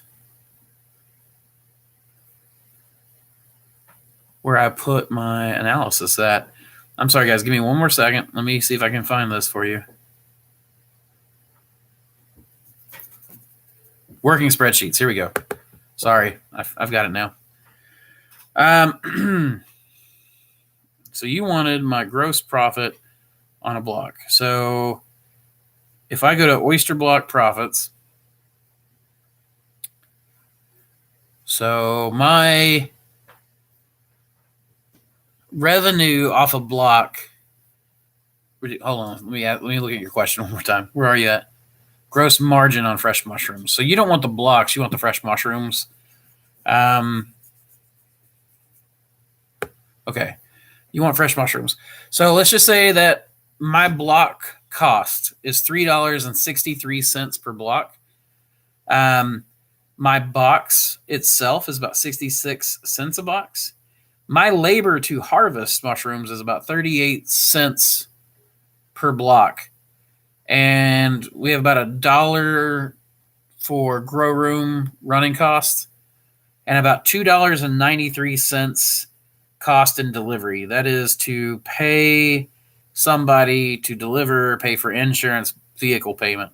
So it brings my total block cost produced to $8.60, but that is with mushrooms harvested.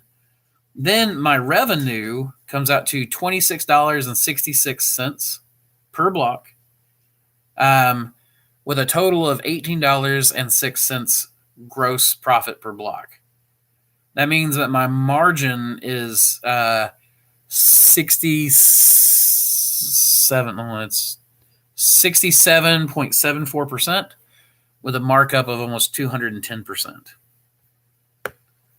So I hope that helps you, Joseph. You're welcome, Brian. What's your favorite way to eat your favorite mushrooms? Recipe videos in the future. I enjoyed the smoked oyster video you posted. I need to do more of those. I've really fallen out of love with cooking over COVID. Like, COVID just sucked the life out of cooking for me. And I ate out almost all year last year and didn't work out hardly at all. So I will get back into cooking because it used to be one of my first loves. To answer your question real quick, saute with some onions, throw on top of a baked potato, put a little, it's going to sound gross, but a little blue cheese dressing on it. Oh my God, it's so good. Or cheddar cheese, a sharp, good like Cabot sharp cheddar cheese. Slice that real thin or grate it, throw it on there instead of the dressing. And oh my gosh, man, you're talking about just like an amazing thing. One more, please. What is your opinion on adding salt to LC? I've never done it, so I don't really have an opinion on it one way or another, except to say that I haven't tried it and I haven't seen a need for it yet. Usually people do that to buffer against bacteria.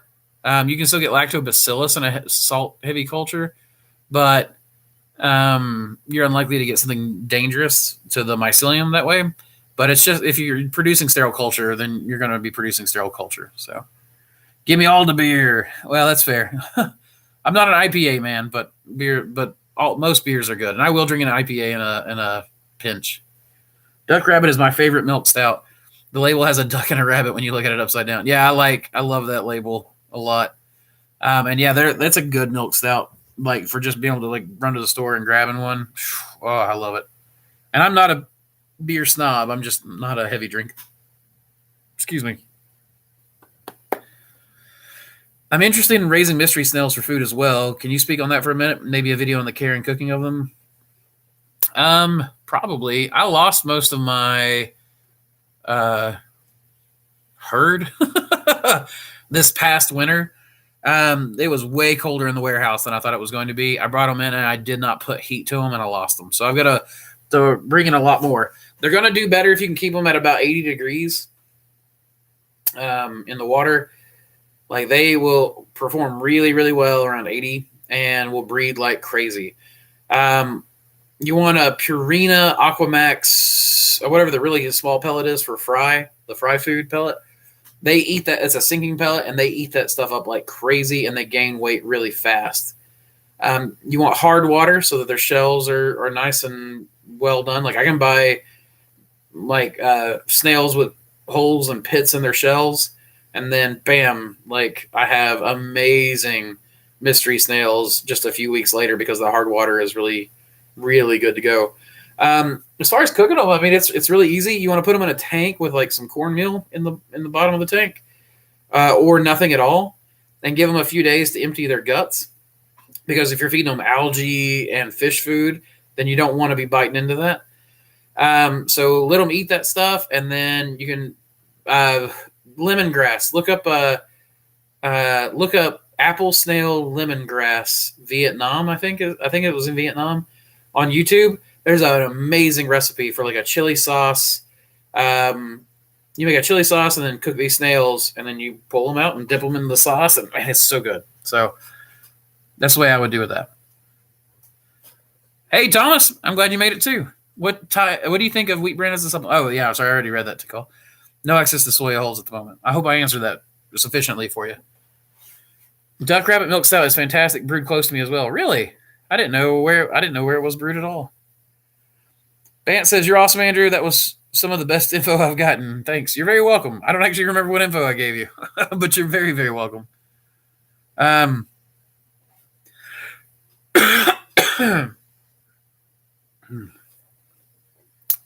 It always does this. I used to be able to do 2-3 hour, live streams, no problem. But since I got sick months ago, it's like I can't go up to about 2 hours before my throat starts getting scratchy and my nose starts running.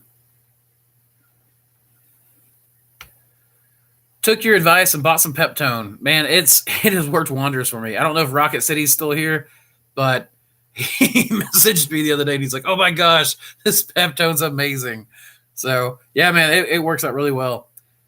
Sunflower seed hull pellets are like hardwood pellets. It's used for heating. Interesting. Maybe that's a thing in Hungary and not really a thing here, or maybe it's here and I just don't know about it. I can ask Seth Fisher. He's apparently able to get certain custom runs done if it's done in a sufficient amount. Maybe I'll have to talk to him and see.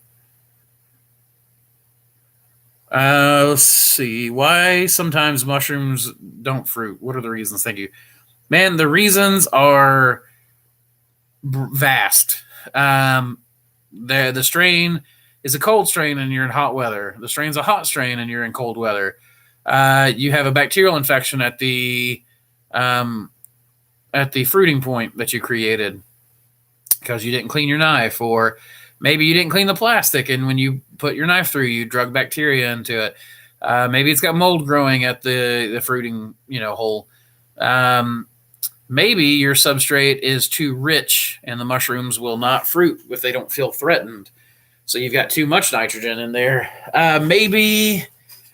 I mean, like, it's going to keep going. Maybe your humidity is not high enough. Maybe your fresh air is not good. Maybe your lighting schedule is entirely off. Like there is just a million reasons why, man. You can do it based on the blog. Thanks again. Oh, I got you, Joseph. You're very welcome. And like I said, it would be good to note that that's actually out of date and probably a little low. So, because my yields are higher now than they used to be a year ago, and my block costs are down because we are more efficient than what we were, primarily because of the Thor bagger. Actually, I wouldn't be surprised if we were still using Mousetrap when I did that. So that would be interesting. I actually don't know when the last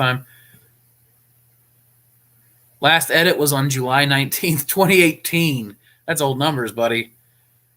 So I know my profit margin's higher now.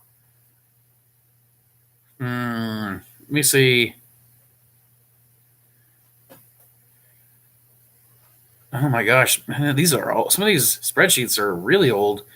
Some of them are new, but it would be nice to go through some of the old ones. Maybe just pull out some of my really simple old spreadsheets and just go through them with people.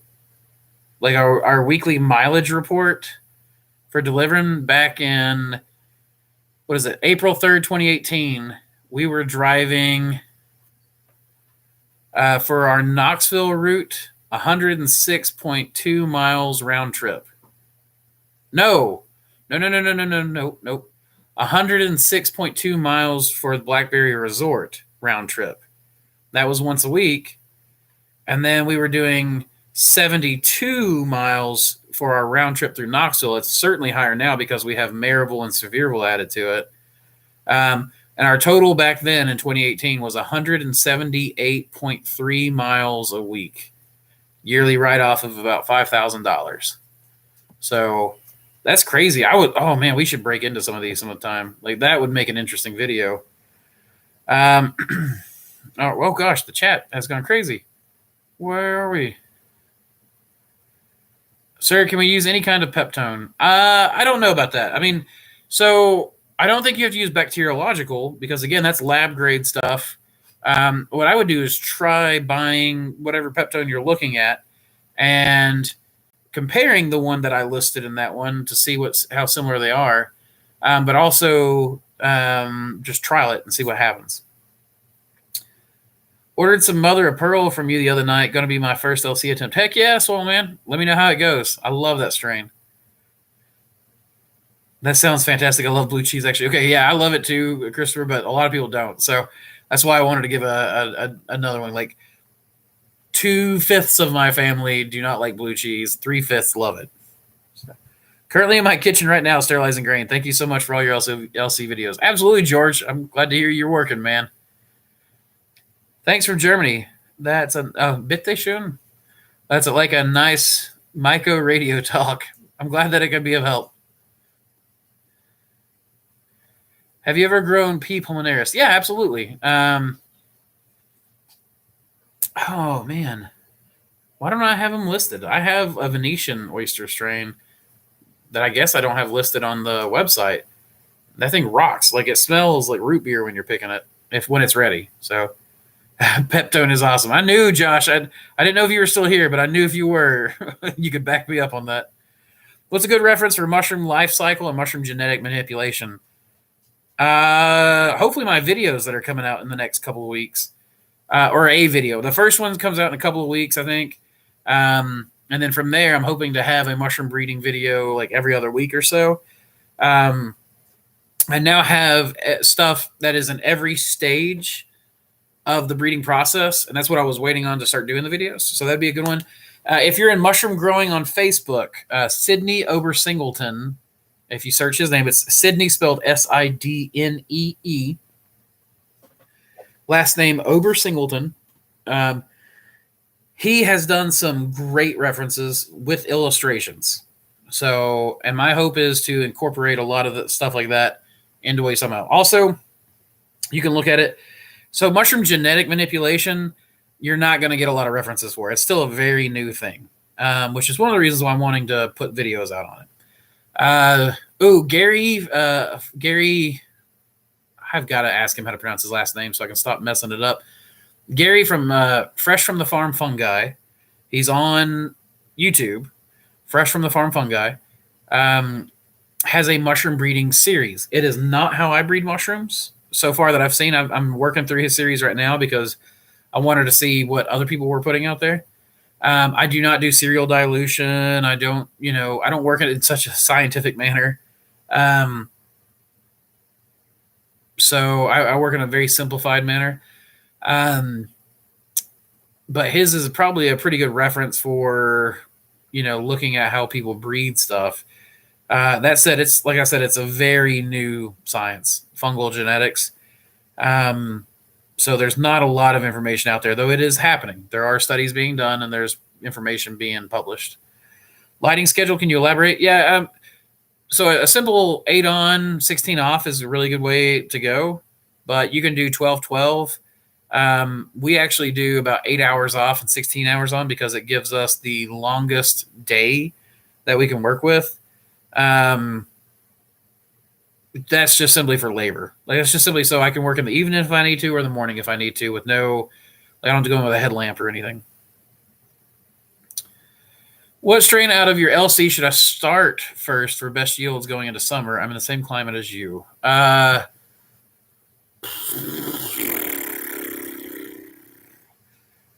For yields, I assume you're doing weight and not volume sales. Okay, so what I'm thinking, mother of pearl is probably going to be your best for yields. Elm Z is an amazing one for summertime, and mother of pearl is another good one for summertime. Mother of pearl is good all year. Elm Z is really good all year, but Elm Z really shines in the summertime. King Blue is going to be a really another good yielder. Like, it's a very good yielding strain, but it suffers blotch more than others. So if you're not very, if you like, it wouldn't be my first mushroom to grow. If you're going to grow your first mushroom, go with something like mother of pearl or Elm Z. Those are both very beginner friendly mushrooms. King Blue will have you scratching your head half the time why it didn't work until you get a cycle going and you're like, okay, King Blue produces really well this way, you know. But King Blue is one of the heaviest, biggest strains that I grow, and it doesn't do as well in as high a heat as mother of pearl and Elm Z does, but it does well in warmer weather, and it does well in cold weather. So, thoughts on this? Filter the mic out of the LC, condense it down, then use to inoculate for really, really ridiculously fast colonization times. Filter the mic out of the LC, condense it down, then use to inoculate for really... Are you talking about using the mycelium or the LC? I mean, I assume if you're separating it, you're using the mycelium. I don't know that it would be any faster than just straight liquid culture. It would be interesting to do. I guess we'd have to filter it for sure, because, so say I have a centrifuge and I could centrifuge the syringe, you know, the mic, and really, oh, I wonder if I could run the centrifuge. No, there's no way I could put a syringe in the centrifuge. But I have put liquid culture through the centrifuge before, and the mic definitely condenses down at the bottom. But then your question is, how do you get that out of your test tubes? So probably, maybe a sterile scalpel. Buddy, are you all right? Okay. So I don't know, John. Maybe you do it. Oh, you could have dissecting tweezers that are sterile, like pressure cooked, and then pull it out and drop it in a bag. But I don't know that it would inoculate any faster. It'd be worth trying just to see. Does the peptone have any effect on the grain spawn or block growth, or just significant with the LC? Mainly with the LC and the Agar. I have not done any testing on grain spawn or block growth. I did see somebody that made a comment about that on the video about, oh, what, dump 100 grams in a grow block? It would be interesting to see if adding large amounts of amino acids to substrates would work well. If that's the case, you know, you might be able to just like take the BCAs and take drop a couple capsules in there, add your water, the capsules start to degrade, then you add heat and water. Then when you add your spawn and you mix everything up, maybe you could dose it with that. Again, I would need to look at what amino acids the peptone's actually adding. Hi, my friends. I love you. What's up, Ibrahim? I knew as soon as I saw those, I love you. I knew it was Ibrahim. Did you do before SDA media plate? I don't know what SDA is. I have not used what SDA must be. So, and what did I do? Have I tried SDA before? I don't know what SDA is. I would need to know what that definition is. I'm having problems fruiting too. Oyster and lion's veins. I'm good up until fruiting. Yeah, man, like that's consult territory, or you know, when the chat dies down kind of thing. And I can try to go back to it, but that's what you're talking about is something that has so many vectors and variables that we're going to have to sit there and talk through each one individually until we figure it out. But like that list I gave earlier, it could be a lot of things. George Saxon, the blocks grow quicker, usually because there is simply more mic, I believe. And that's what I was wondering too. Like, I haven't really done a side-by-side comparison on peptone grown cultures on fruiting blocks versus non-peptone grown ones. But, you know, hold on one second.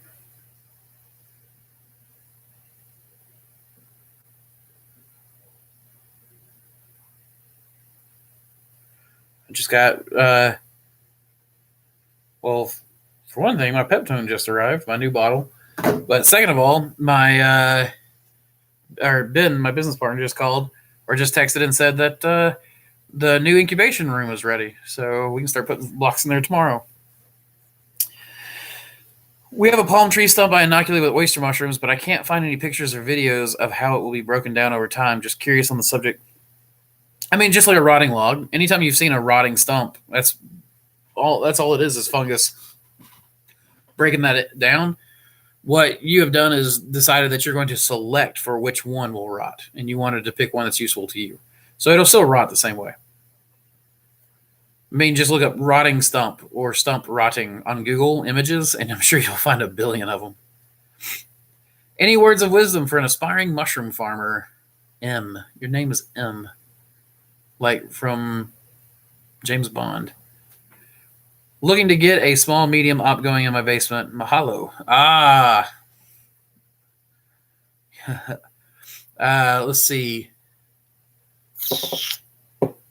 You must be in one of those places I want to visit. Need a consult? Words of wisdom? Man, I don't know. I've never really been full of those.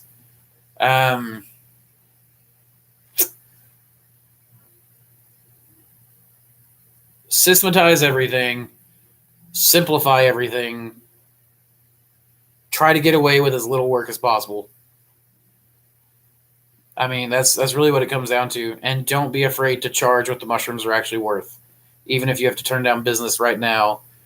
Because if you go cheap, you're just creating an endless need for cash flow that'll never stop and will never solve anything. So make sure you're taking profit into account. Make sure that you're a mushroom business person before you're a mushroom farmer. Thank you for your answers. It's past midnight here. I have to go. I wish you all the best. You too, Hungarian mushroom farmer. I hope you the best. I'm very interested in the financials. I appreciate all of the info. Absolutely, Joseph. That would be fun. Like, just looking back on some of that stuff, I was like, holy crap. Like, I really need to go through and do more up-to-date ones to see like how much better it is even now. Like I said, 2020, I didn't do anything hardly. Like we're still recovering from the accounting. Oh crap! I need to call my accountant. We need to get everything filed before the 15th. Let's see. I meant to say which strain out of your bulk LC pack. The bulk LC pack. Blue oyster is what I'd start right now, because you're not going to be out of that weather for a while. But if you're talking summertime, gold oyster is a great one in summer.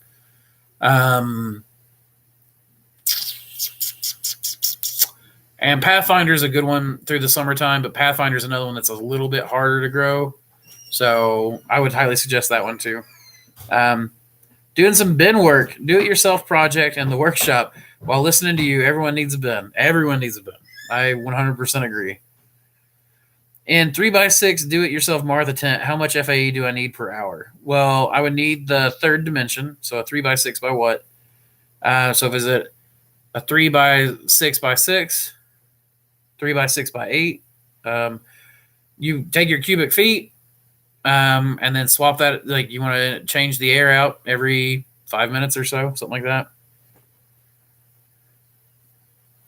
Nice. I'll definitely go with mother of pearl then. Thank you. You're very welcome, Christopher. Have you ever tried coffee grounds and sawdust as substrate for psilocybin mushrooms? Medi, I have never tried psilocybin mushrooms in my life, nor would I. They're illegal. To elaborate on my idea, but I will say coffee is a terrible substrate almost always. To elaborate on my idea, the thought is to maximize the amount of mic you inoculate with. 10 milliliter colonizes a bag slower than 20 milliliters, but there's a certain limit to the water you can add. My thought, is condense the mycelium, keep it in liquid, but lower the content to just the minimal amount needed to transfer the mic, more of a slurry or smoothie than a liquid. So you get much more mic per syringe. Okay. So here's what I'm thinking. Centrifuge tubes are sterile. So liquid culture to centrifuge tube, run it through, suck out most of the liquid, and then you'll have to shake it after that to re-loosen that mycelium up because it'll pack down. I've also done spores like that, man. Spores become like concrete in the bottom of a centrifuge tube when run at multiple Gs. But you shake it up, get everything rehydrated best you can, and then suck it back up in the syringe and try it. And I would absolutely try that, John. I will try it. We'll have to see. My guess is that it actually won't work as well because all that liquid culture that you have, when you're spraying it in there, you're able to spread it out. If everything's concentrated, it's going to be really hard to spread it. I guess if you dump it in there and then shake the bag up, maybe it'll spread well that way. But if you're worried about liquid, just add a little, a couple more pellets of grain or something, or pellets of straw or sawdust to the bottom of your bag to buffer the humidity. And then you add, that's what I do is I can add as much liquid culture to a bag as I want because the water gets sucked up into to the pellets that I put in there to buffer the water. Work smarter, not harder. That's right, Rocket. That's right. Work like hell, treat your business like a tree, fertilize it, prune it, and grow many branches for resiliency. I like that. That's a good one, too. Yeah, I can't figure out Pathfinder, lol. I can't get enough FAE for them. It is a fresh air hungry strain. It is so incredibly hungry. It is not the first mushroom a person should grow. Andrew, I've recently spent about 500 hours watching all the mushroom vids I can find on YouTube. You are by far the most likable YouTube. Wow, thank you. That can't be right, but thank you. I really appreciate that in the mushroom biz. Thank you so much for your free knowledge. You're very welcome, Justin. I'm a little surprised that I would be the most likable. That they can't be right. But thank you very much. Fresh air exchange for a 3x2x6 do-it-yourself Martha tent. So yeah, basically what I would do is I would just take, see you, Bant. Take it easy. So 3 times 6 times 6 is 108. So 108 cubic feet. So you need a fan that'll run 108 cubic feet once every 5 minutes. So if you have a CFM fan, you would need one that does, what's that, 108 divided by 5? So 108 divided by 5. So about 21 CFM is what you would need for that small of a tent. So lakeside mushrooms, microdosing got my business started. Let's be honest, me too, a little bit. I'm weird because I came from gourmet before I ever tried the others, but I've tried the others. I just don't talk about growing them because I don't want to be seen as someone who needs their door knocked down. So yes, I'm in Hawaii on the island of Kauai. How would a consulting work? So you probably don't need consulting between YouTube videos, and if you did, probably an hour over the phone. Would work. I was just playing. I'm just trying to find a free trip to Hawaii, so or even a trip where I get paid. Would possibly have a place for you to stay, where my wife is in hospitality and can get a discounted room. I appreciated him. I would happily go out there if you really want to pay me to go out there and do a consult. I'll do it, but just know that it's you probably don't need it. You probably can get on the Discord and watch my videos, talk to people on the Discord. And then maybe do like a 1 hour phone or video consult, and that's probably all you'll need to do. Same for you, Rocket. Like, I know what we were talking about the other day, and I'm happy to continue doing it, but like most people aren't going to need an in-person visit. Though I'm happy to do those. Those are always my favorite when I get to travel. So Ibrahim says, Substrate dextrose agar. I use it to grow for morel mushroom, but I can't make it like PDA media. If you have any knowledge about, I appreciate.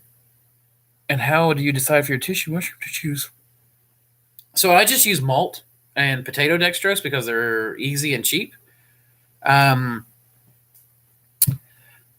I have access to other sugars, but I've never used that type, Ibrahim. So I'm sorry, man. Like, I always feel like you have really interesting questions that I never know the answer to. But I will look that up. SBDA or SDA. I will look it up. I will read about it. Maybe I'll trial it. And Abraham, I'll see if I get you an answer. I've had syringes plug up that created a vacuum. All the mic was pulled into the top 1/10 of the syringe. I've been reading about using brewer's equipment to make bulk LC as done in China. That's what I'm working on right now, is ways of doing it. Like, I'm thinking conical fermenters. You'll have to change them up a little bit, but I think that it'd be something we could do. Like bulk LC, then straight to blocks. Life's about to get real weird, guys.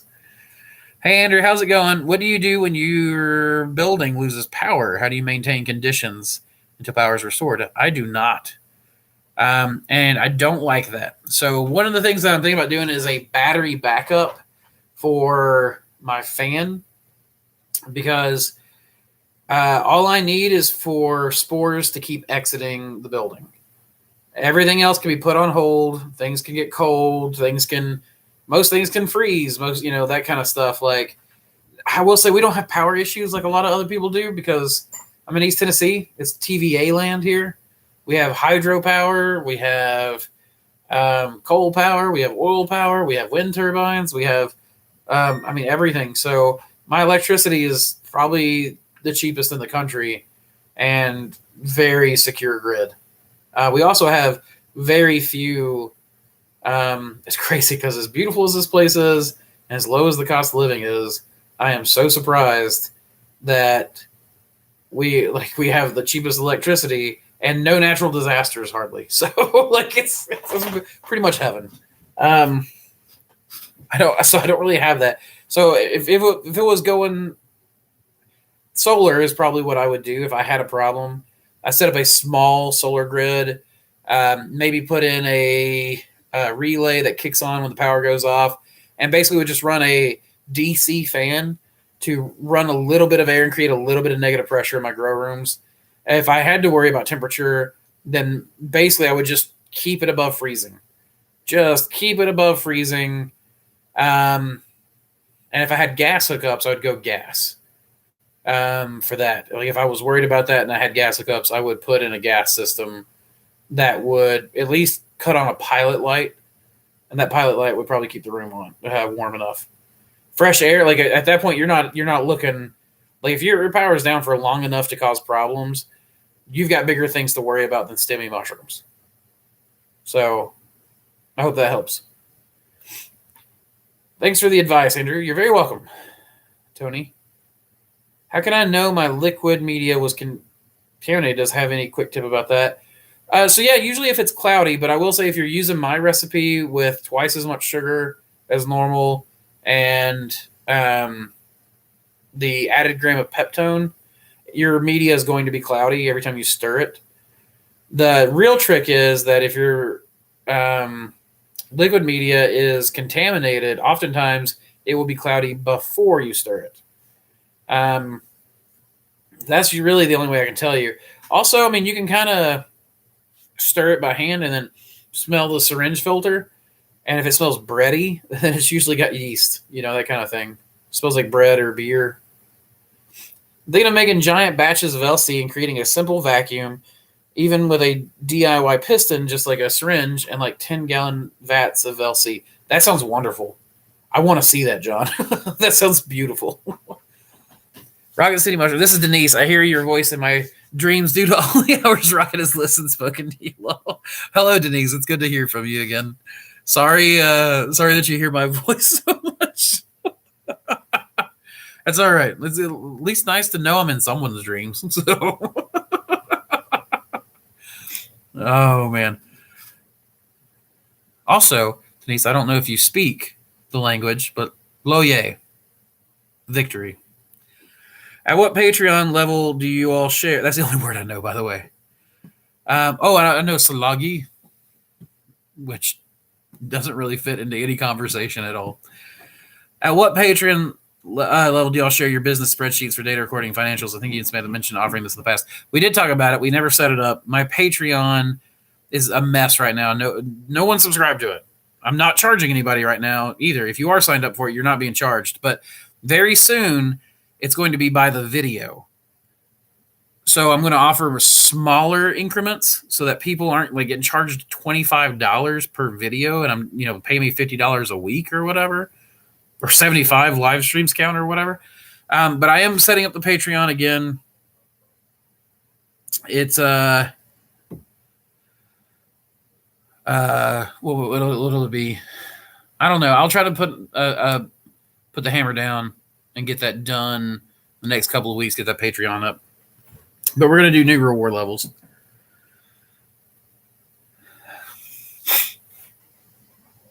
The idea of the centrifuge is neat, but it's not scalable in my opinion. Well, I mean, they make large scale centrifuges. It's just a spinning thing. Too much work for a little amount of results. A 10-gallon batch, on the other hand. I agree with that, though. I agree. You're going to be much better off doing that. Any uses of UEST substrate? I don't know what that is, Andres. What is the UEST substrate? Your tattoos betray your interest in cubes? Really? I don't have any cubes on here. Bahadmian slime mold, chicken of the woods. Crap, I forgot this one. That is supposed to be lion's mane. Coral mushrooms, mycena, morel, oysters, and amanita. So, how? Unless you've seen my leg tattoos, but that doesn't have any cubes either, because my leg tattoo is just like God mask. I can't go up too far. Octopus, ship, on down. So, don't have any cubes, man.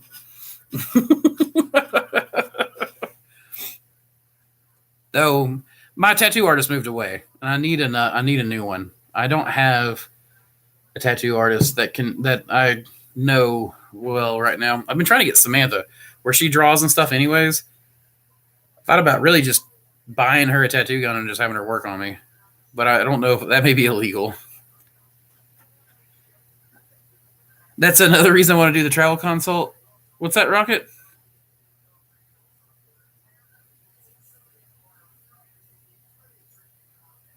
Wait, is that still Denise? Or is that Josh? And is my chat frozen? Because it's not moved in forever. Interesting. I may have a frozen chat. Well, anyways, I'll keep working my way down then. Oh, Josh, gotcha. But yeah, you to travel us. What's the other reason? Tattoos? Tattoos? Are you gonna give me a tattoo, Josh?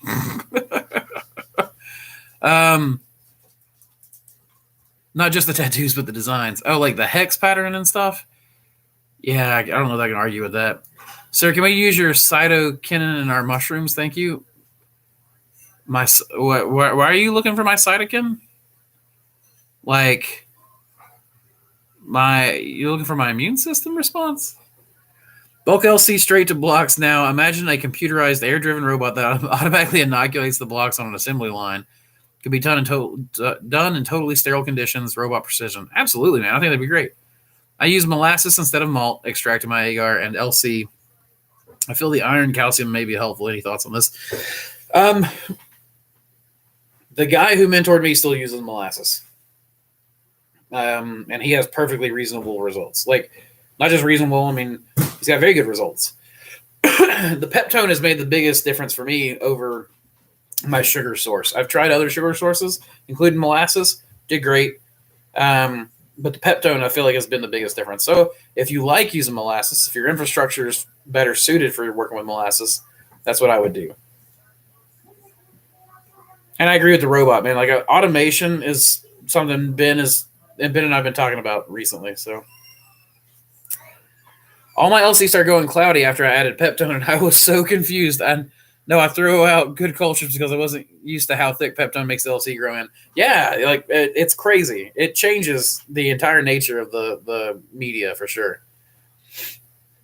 Thank you for your answer, please. Glass petri dishes or plastic, and why? Plastic because it's lower labor and it's easier.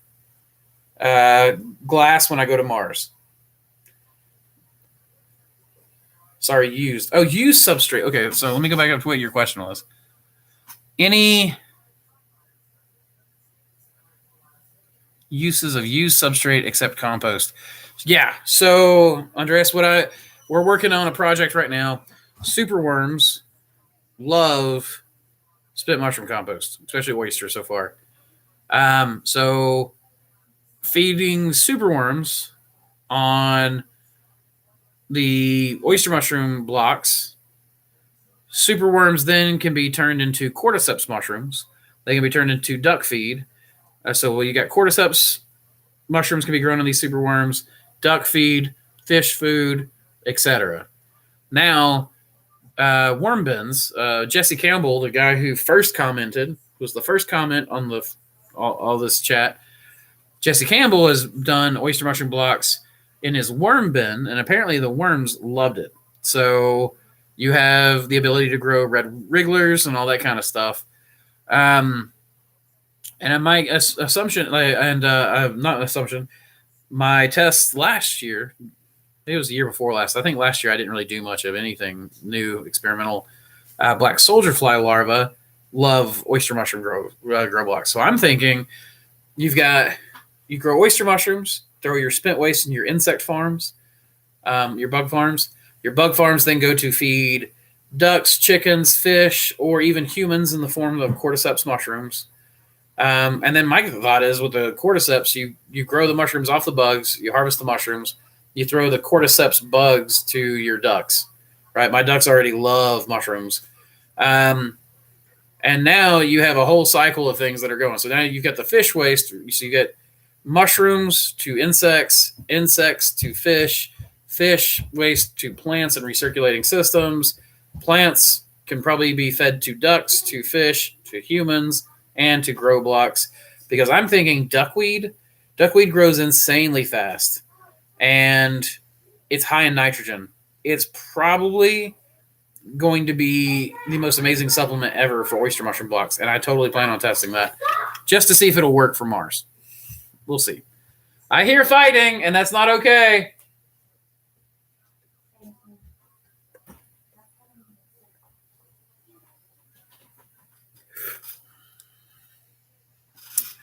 I'm jealous of your cheap electricity. Oh.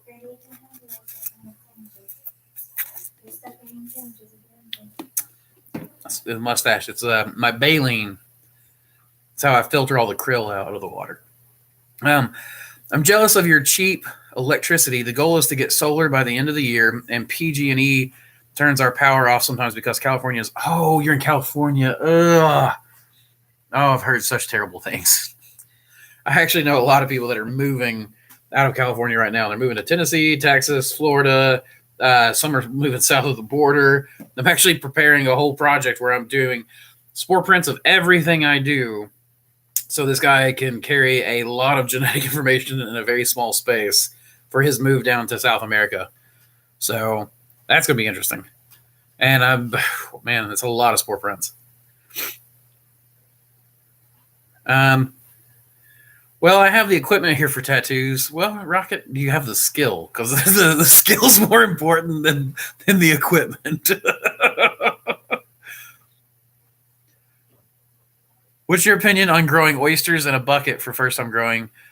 So bags are better in my opinion, but buckets will work. So I think buckets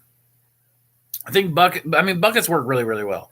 I think for home growers, buckets work great. Like I don't have an issue with people using buckets at all for home grows. It's when you're getting into the business side of things that buckets start becoming an issue because they are you got to clean, so more labor. And the most dangerous thing in a farm early on is too much labor required and not enough labor, because labor is the most expensive thing. Beyond that, and everyone says that they won't have a problem washing them until they get into it. And I've seen this over and over and over again over, what the, well, I started 2008 and it's 2021. So it's 10, 11, 12, 13 years basically. So in the 13 years I've been doing this, I've seen a lot of people say they won't mind the buckets, and then they all just go away from them and go to bags, because no one likes the plastic waste. Nobody does, but bags are better for growing. One day there will be an answer, and Ben and I hope to be the ones to find that answer. We're working on it. Let's pump those likes. Andrew's pumping out free knowledge. Hey, Justin, I agree. Everybody hit that like button if you like free knowledge. Super chats are even more appreciated. Lakeside Mushrooms test. Thank you, Lakeside. I appreciate that. That must have been from whenever I was talking earlier. Oh, I just started adding peptone to my Agar and LC. I should have mentioned that. Oh, okay. Gotcha. Mushroom Crate, you got held for review. There you go. Of course, I got the skill. Lol, used to own and operate a studio. Oh, I didn't know that you actually did it for a living, man. Well, shoot, maybe I'll maybe we can throw that in for part of the consult, right? Give you a design, I get a small one. I don't need anything big. Just my people, and it's so weird to say. My tribe, that's even weirder. That sounds all hippie-fied. My clan, that sounds bad. Just clan with a C, not a K. Is that better? I don't know. My group of people, my family, but now that makes me sound like the Rainbow Tribe. Whatever. The people that I love in my life. We have a thing that we do we do the winter count. We are living things. We do a winter count, almost like a tree has rings. We get a tattoo every winter, or every spring after the winter. And it is now that time, and I didn't do it last year because of COVID, so now I need to actually do a bigger piece than what I normally would do. I don't know that number, so they can wait. Though it is local. All right. I never saw Mike on the surface, and now I understand why you said you have to stir the jars. It's so funny. I thought you were wrong about that before I added peptone. Dude, it's the peptone. It's like everything grows like, I don't know, man, like its ass is on fire.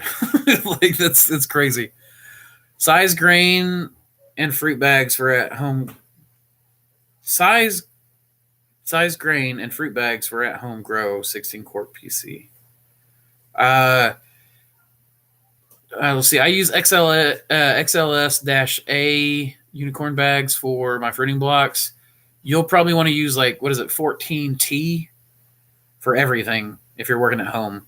You'll be able to fit 4 of those into a 23 quart Presto. So the 16 quart, probably fit 2, maybe 3. You're welcome, Robbie. F yeah, free knowledge, says Mushroom Crate. Thank you. Black soldier fly larva and mycelium can devour all the waste we produce outside of plastic, etc. Yeah, man. So, what I'm thinking is black soldier fly in what are they? Those butterfly tents, basically. So you got your breeding stock. You have your bins of mushroom substrate ready there for them to lay their eggs in. And you let them lay in the substrate itself. You don't even need to do the little cardboard sheet, so you probably could. Let them lay in all of that. And then once you start getting all the black soldier fly larvae, you just toss those in a big tray full of spent mushroom compost, let them go to town. They eat that stuff down to nothing in no time. And that frass is so good for a garden. Frass is bug poop, basically. So,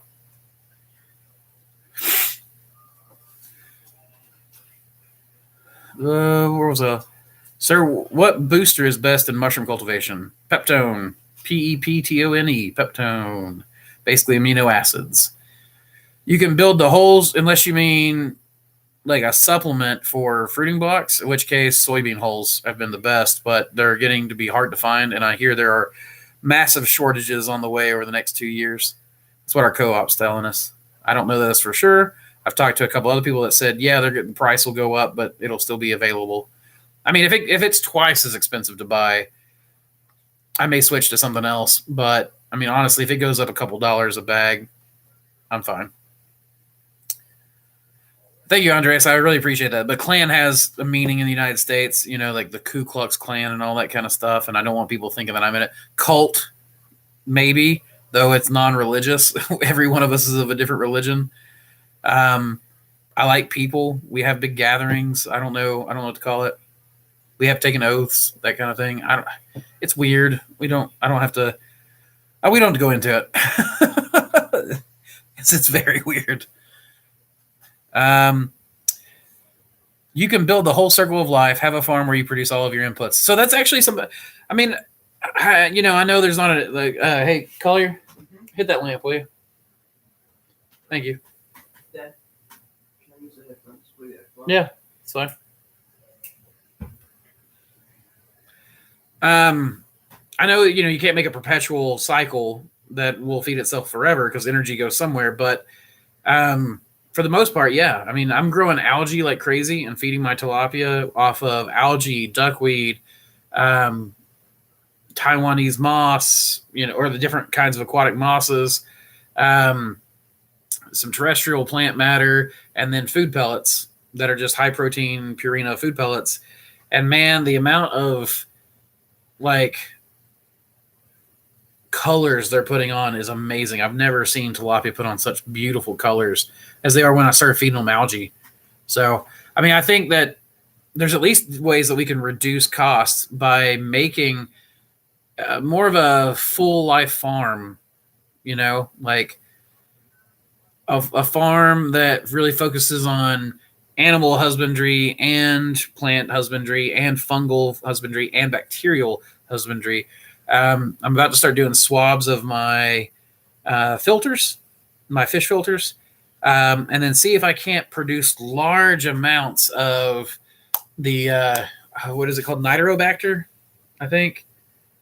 The nitrogen producing bacteria. So I wanted to do these swabs and see if I can grow them in plates and then liquid culture. And if I get the bacteria to grow out in large amounts in clean culture, then you have another sellable product. And basically what I'm looking at, I basically want to be a microbial rancher of all types.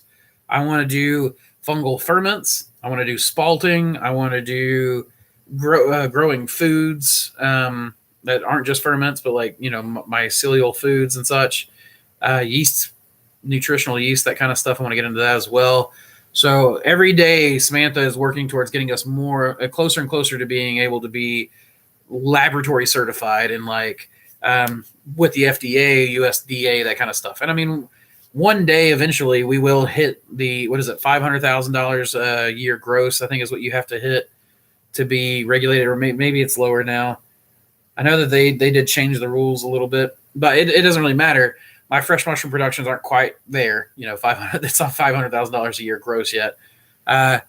Especially when we moved to the warehouse, we actually downsized our grow space a little bit. So I'm actually affording that warehouse and labor and everything else on less space than I had in the basement, if that makes any sense. And part of that's my liquid culture game.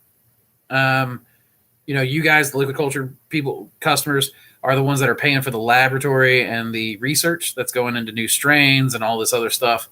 And then as we work into all of this, where incubation space is now done, we got a new grow room coming out about the end of the week, I think, maybe early next week. So we'll have double the grow space soon.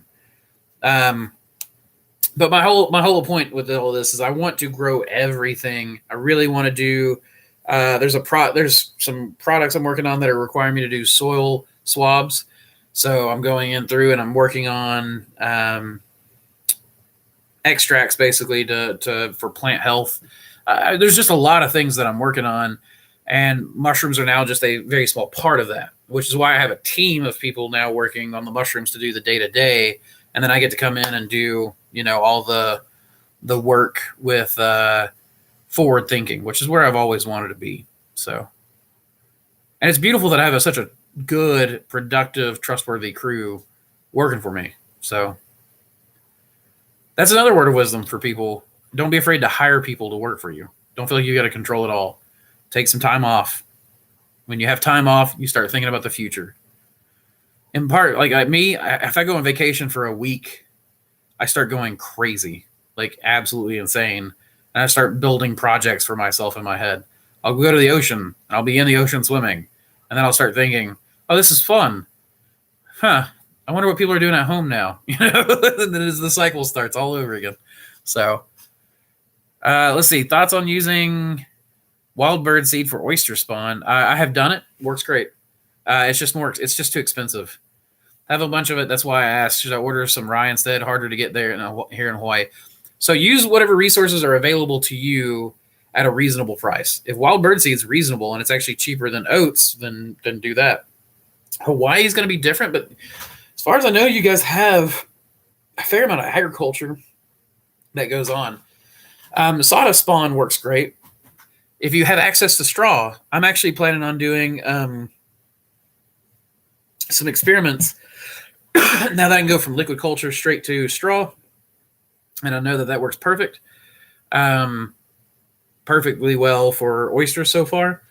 I'm going to start doing unsupplemented straw blocks as straw spawn, and I'm about to start doing some studies with that.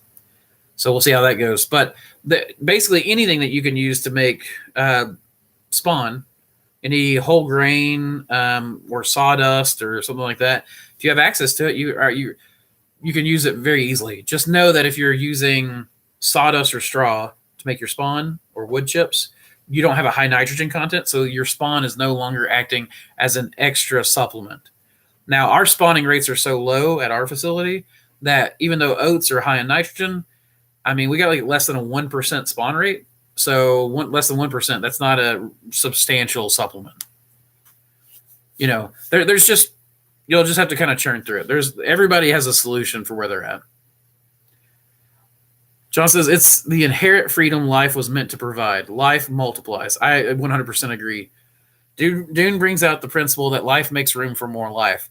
I know some ranchers and their highest expense is feed. If you can produce feed yourself, take control of the whole cycle, then you are free and profitable.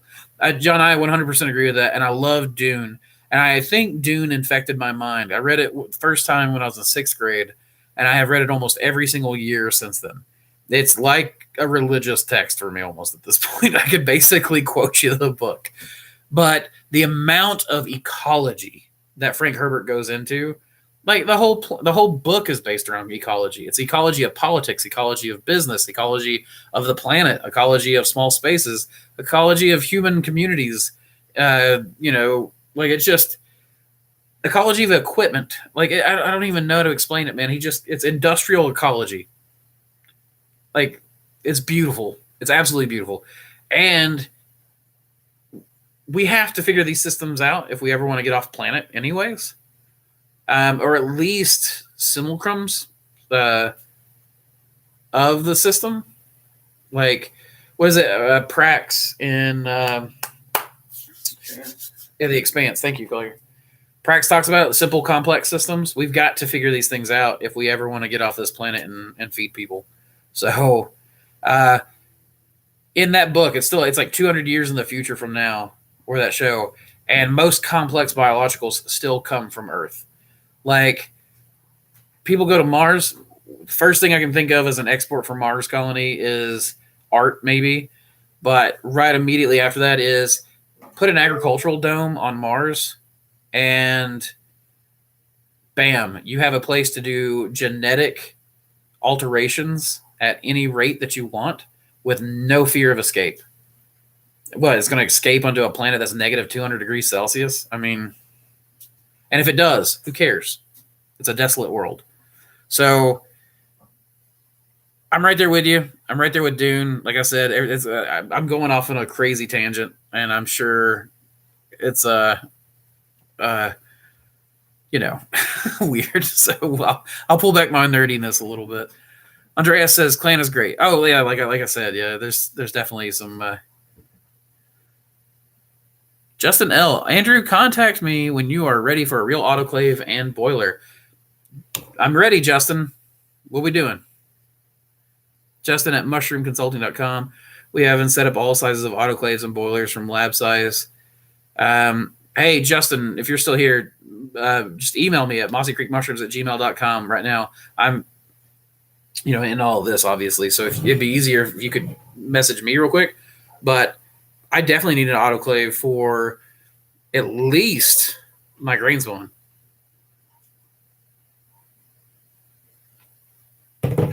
Probably don't need one that's 28 feet long, though. I have a 23. Oh, sorry. Thank you. And a new, larger PC is on the list. Right? Yeah, it's exactly on the list. I have 23 quart pressure cookers. Could you describe to me how I can pack them with the most grain spawn in bags possible? Do I need something to hold bags apart? You don't need anything to hold bags apart for steam. In a 23 quart, if you're like, I can fit 4 5-pound bags of grain in there, with plenty of water. There's no way you're cutting off all the air, unless you're doing something really horribly wrong. But I wouldn't expect that out of you. So, 4 or 5-pound bags should be able to fit in there. 2 on the bottom, 2 stacked on top of each other. Water brought up to the point where you want water covering as much of the bottom bags as possible without being where it's going to get sucked up in the cooling process by your open bags. How long to cook? 2.5 hours at 15 psi is what I normally do. I would 100% super chat if I had any money in my bank account. John, you're fine. Like I know I kind of beg and plead for the super chats, but I mean, that's what I got to do. That said, I mostly joke, though they're always very appreciated. But John, you buy from me like all the time, so I think you've probably put in your super chats. Masonry what? You're very welcome, Ibrahim. I hope I've helped you, man. I will check out SDA for sure and get back to you as soon as I can. I can't promise anything other than that I will try. Absolutely, Mushroom Crate. Thank you very much. You're awesome. Got a progress report your cordyceps. Everything's growing in nicely. I'm just waiting for pins. I will be expecting pins roughly 2 weeks from now, I think, is when we're expecting our first pins. So everything's growing in. I just got to figure out off insects, they should fruit without any extra supplements. But I have got some other supplements that I'm working on as well. If you are hungry for cordyceps, Terrestrial Fungi and Con Park of, is it Cordyceps USA or USA Cordyceps? I can't remember. Those two guys, as far as I'm concerned, are cordyceps gods. They are two beautiful people who absolutely are 100% behind this open source ethic as well, and have created a group, I think it's USA Cordyceps on Facebook. Or maybe it's just Cordyceps Growing. I can't remember now. But those two beautiful humans will have tons of information for you. Christopher, I'll tell you what. Give me Christopher Williams real quick. I said, where can I get wine cap spawn with the Mossy code? I don't have a code, but I'll have it listed on the website tomorrow. Wine cap, spawn, and liquid culture. So I'll get that for you. I don't know why I haven't offered it before. Same thing with that Venetian. Like, I've got so many things that need to be listed. Honestly, I would make more money if I just sat down and started listing all my strains that should be what I do. I should focus on that. Money's kind of important. After the super worms or soldier flies devour the spit substrate, You can apparently grow portobello in it. That would be interesting. Where did you find that out, Fungified Farm? Tribe, clan, my people, all are good. Don't let people scare you into not using words. We need freedom of speech and diversity of words. In 1984, they take away vocabulary to prevent wayward thinking. I am 100% with you there, John.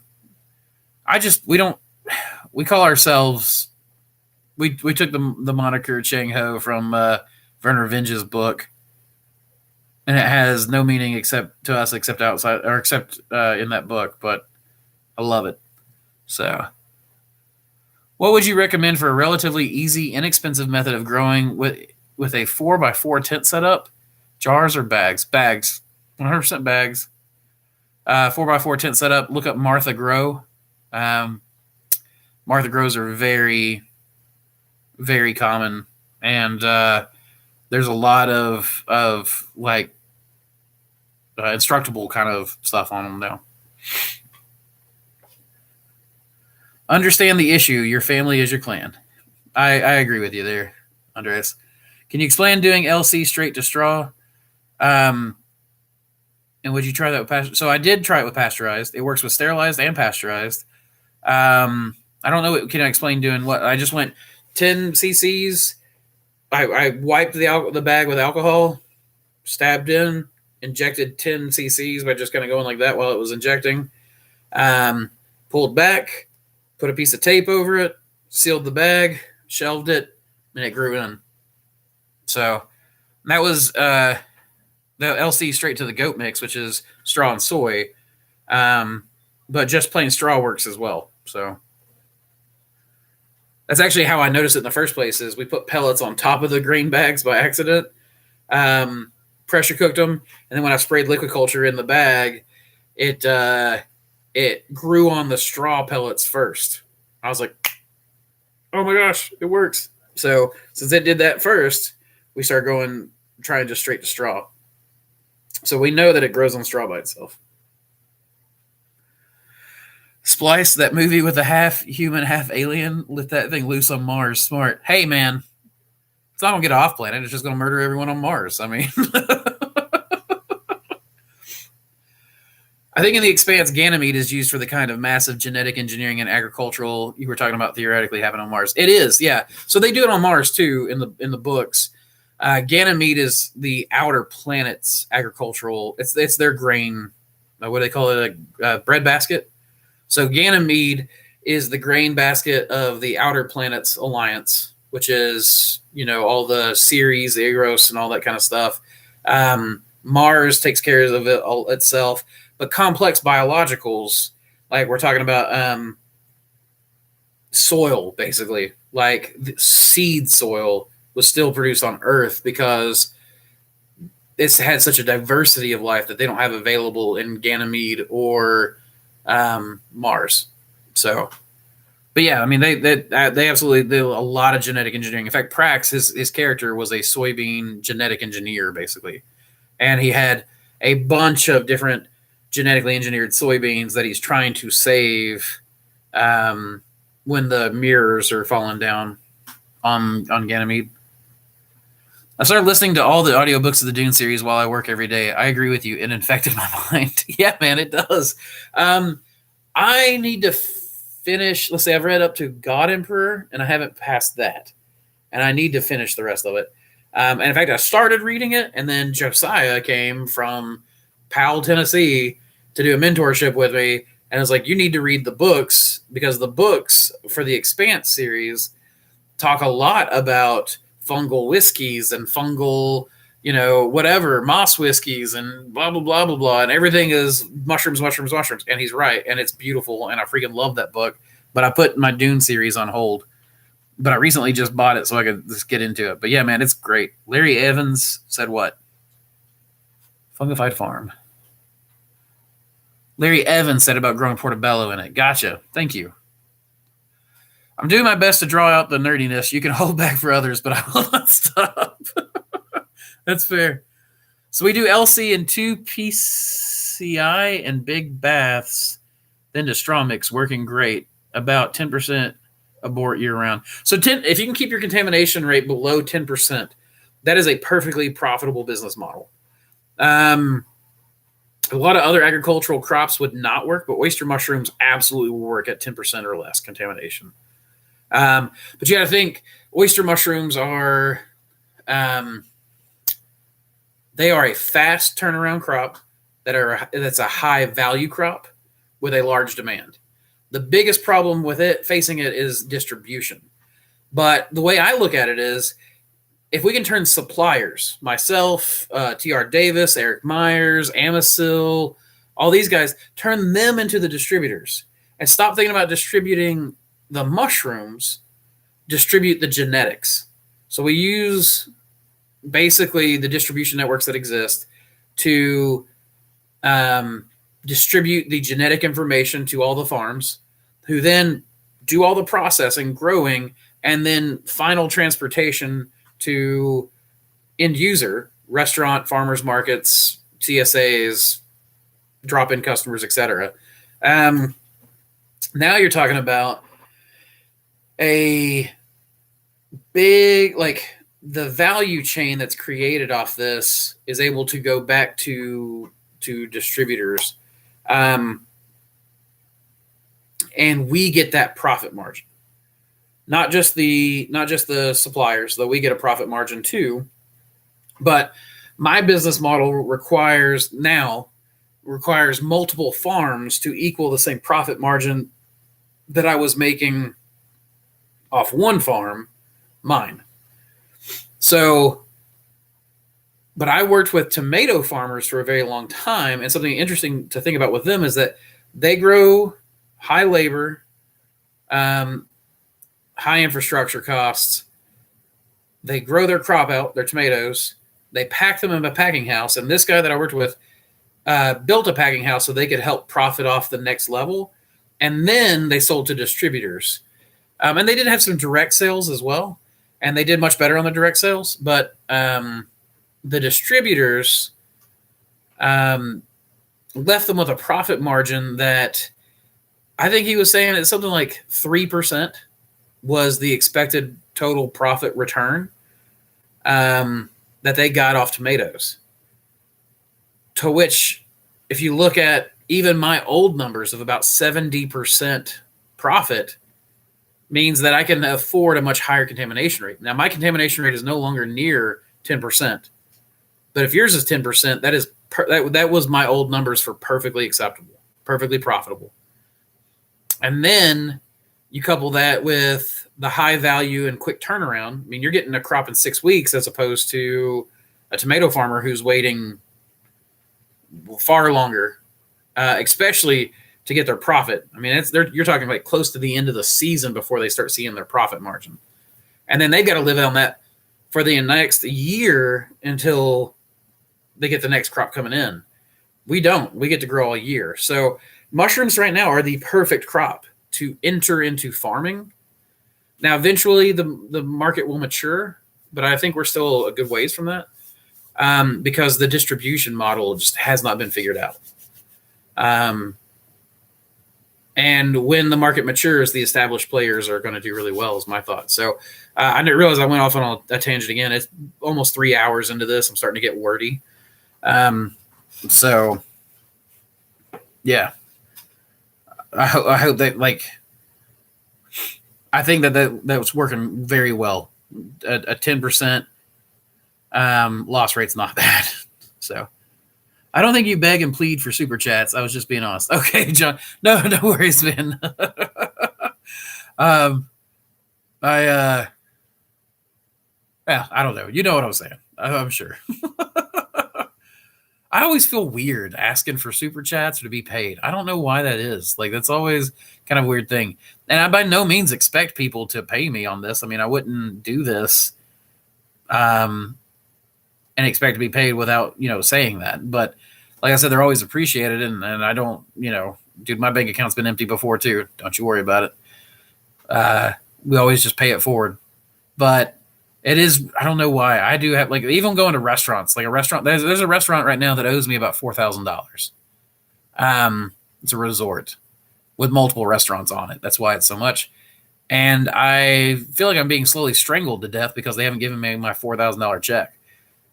And usually this isn't a problem because I go talk to them and everything's fine. But I don't like conflict. It always worries me. So the conversation leading up to, hey guys, you forgot to pay me, always like freaking hurts my gut until I do it. So tomorrow I've got to do the phone call with them and just be like, hey guys, I need to get paid. So, oh man. So I guess, John, what you're hearing is my insecurity. So you're always a huge help, man. Thank you at Moss Creek Mushrooms for all you do to help everybody. Absolutely, man. Thank you, Provoking Thoughts. What do you think about sterilizing without a pressure cooker? I think it's going to be real difficult. What are you sterilizing? How are you sterilizing? You talking about like lime pasteurization? UV sterilization? Like, what are we thinking? I'm just starting out. Would I be able to place my grow bags in my closet and mist by hand for the first couple of grows, or do I need a controlled environment? You're going to be better doing that on your kitchen table instead of your closet. You want light, you want fresh air. You're not going to get either of those in a closet. But you absolutely can start out and mist by hand for the first couple of bags. Like that's perfectly fine. Most people who grow kits do that. You might not get a good second or third flush, but you might also get a good second or third flush. I have trouble getting tape to stick to bags if I spray with ISO and inject. Do I need a different tape? So I use just packing tape. And the trick I have found is to spray your hand very lightly and just do a light swab. By the time you're done injecting, usually it's done. But also, I don't spray my blocks with alcohol or anything. So don't spray the outside of your blocks where you're going to be injecting. Just do a quick little wipe in one tiny little area, And then when you tape like, I do like 6 inches of tape for that tiny little hole. So it gives you plenty of grip on both on the bottom and the top. Also, if you don't want to stab through the bag, you're going to have to seal the bag anyway. So just open it and spray the LC down from the top and then seal it. And then you're not going through the bag. I don't know why I didn't think of that before. Oh, you're very welcome, Andy. I called you Shandy because of the Andy jelly, but you're very welcome. Yo! I just finished making a time lapse, and while you're still on long haul today, bro. Yeah, I'm going to call it at 3 hours, maybe before. So, because I'm getting close to the bottom of that chat, I'm trying. But yeah, my throat's starting to get a little sore, so I'm probably going to call it here in just a moment. I'll have to check out The Expanse. Are you familiar with Studio Ghibli's animated movie Nausicaa and the Valley? Yes, So we have family movie night with my my mother and father, my brother, and my kids and wife. We do a movie night every week, and it rotates through. And not this last time, but the time before, I had them watch Nausicaa. This last time I had them watch the movie called Prospect. And if you don't know what Prospect is, go watch that movie. It's very fungal looking. It's about biology. What would you call that? Prospectors. Yeah, it's prospect. It's about biology prospectors, right? This father-daughter team go down to a planet to score big in this like gold rush for biological gems, we'll say. So check it out. Prospect. It's got what's his name? Plays the Mandalorian. It's got him in it. Weird movie, but good. And Nausicaa is a weird movie, but good. And man, did you know that Captain Picard's in that movie? He voices one of the characters. With a pot and something to keep the jars not in contact with. So boiling. So that'd be pasteurization, Robbie. You're not going to get to sterilization temperature. You can pasteurize. Pasteurization is absolutely a thing, but it is not sterilization. So as long as you're not working with something that has to be sterilized, you can absolutely work with that. But a pressure cooker is going to be the best way to go. Even if you have to buy like $100 one, like just save up your money and get one, and it'll make life so much easier than trying to do some workaround that's not as good. And you'll have more fun in the hobby that way.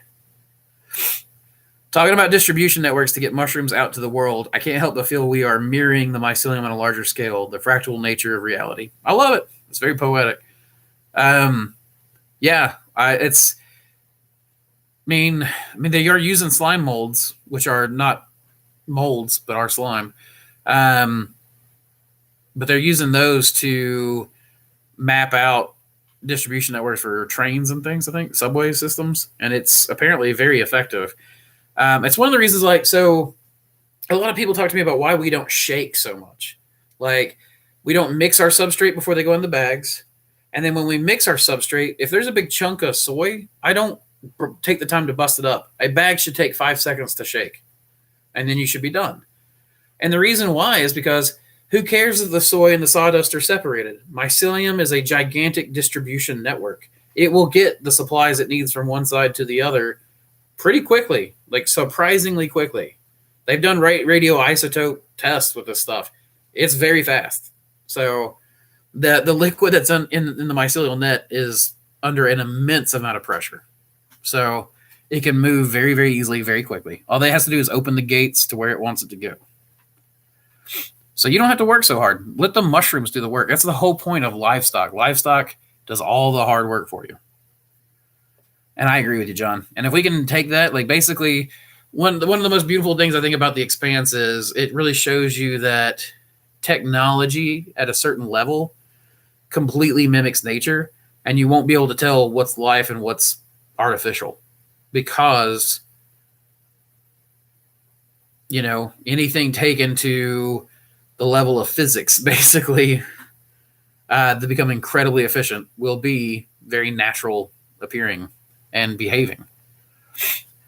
My first flush of King Blues was huge. Good. My second flush took a long time to pin and was pretty sad. What can I do to start it a second time, and what yield should I expect? So, I don't know what you mean by sad, and I don't really know what you mean by huge, but huge.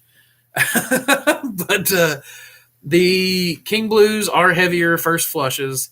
Your second flush is going to be small but profitable, and then your third flush is going to be nothing, right? It's going to be terrible. So I've heard of people having really good results flushing the King Blue, taping over the hole, turning it around, and cutting a new hole. We just started trialing this, and we got pretty decent second flushes, but I wasn't impressed with it in comparison to the amount of labor I had to do. I'm happier with smaller flushes for less labor because labor is so expensive. I mean, what am I paying right now? I mean, I think last week I paid $1,800 for my weekly labor. So, you know, you start getting into where you're paying someone else to do the jobs, and all of a sudden how long it takes to do something becomes very important. So, but yeah, I mean, maybe you can try that and see if it works really well for you. And if it does, then please let us all know. That'd be great.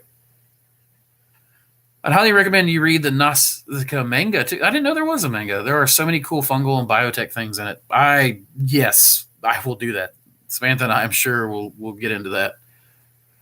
I'm secure every time I email you, Lil. I understand. Insecure. I'm sorry for that too, man. And I'm sorry I'm so bad for answering emails. Like, it is, I will tell you, I answer short emails faster than long emails. But I have read every single one of yours, and I love you, man. I gotta get better at responding. So I'm glad you feel me, though. I'm actually not the most secure person. So I'm sure people know that about me by now. I'm not the most insecure person either. I'm very secure in where I stand, but when it comes to business, I'm still fairly new at all of this stuff. First flush is off a 5-pound block with a 1.7 pound yield. Second flush, 0.2 pound. Honestly, man, 2 pounds off a 5-pound block, you're getting pretty damn good yields. First flush off a 12-pound block, 2.5 pounds. Second flush off the 12-pound block, more like a pound. So if it gives you that kind of, like, it's a dramatic decrease.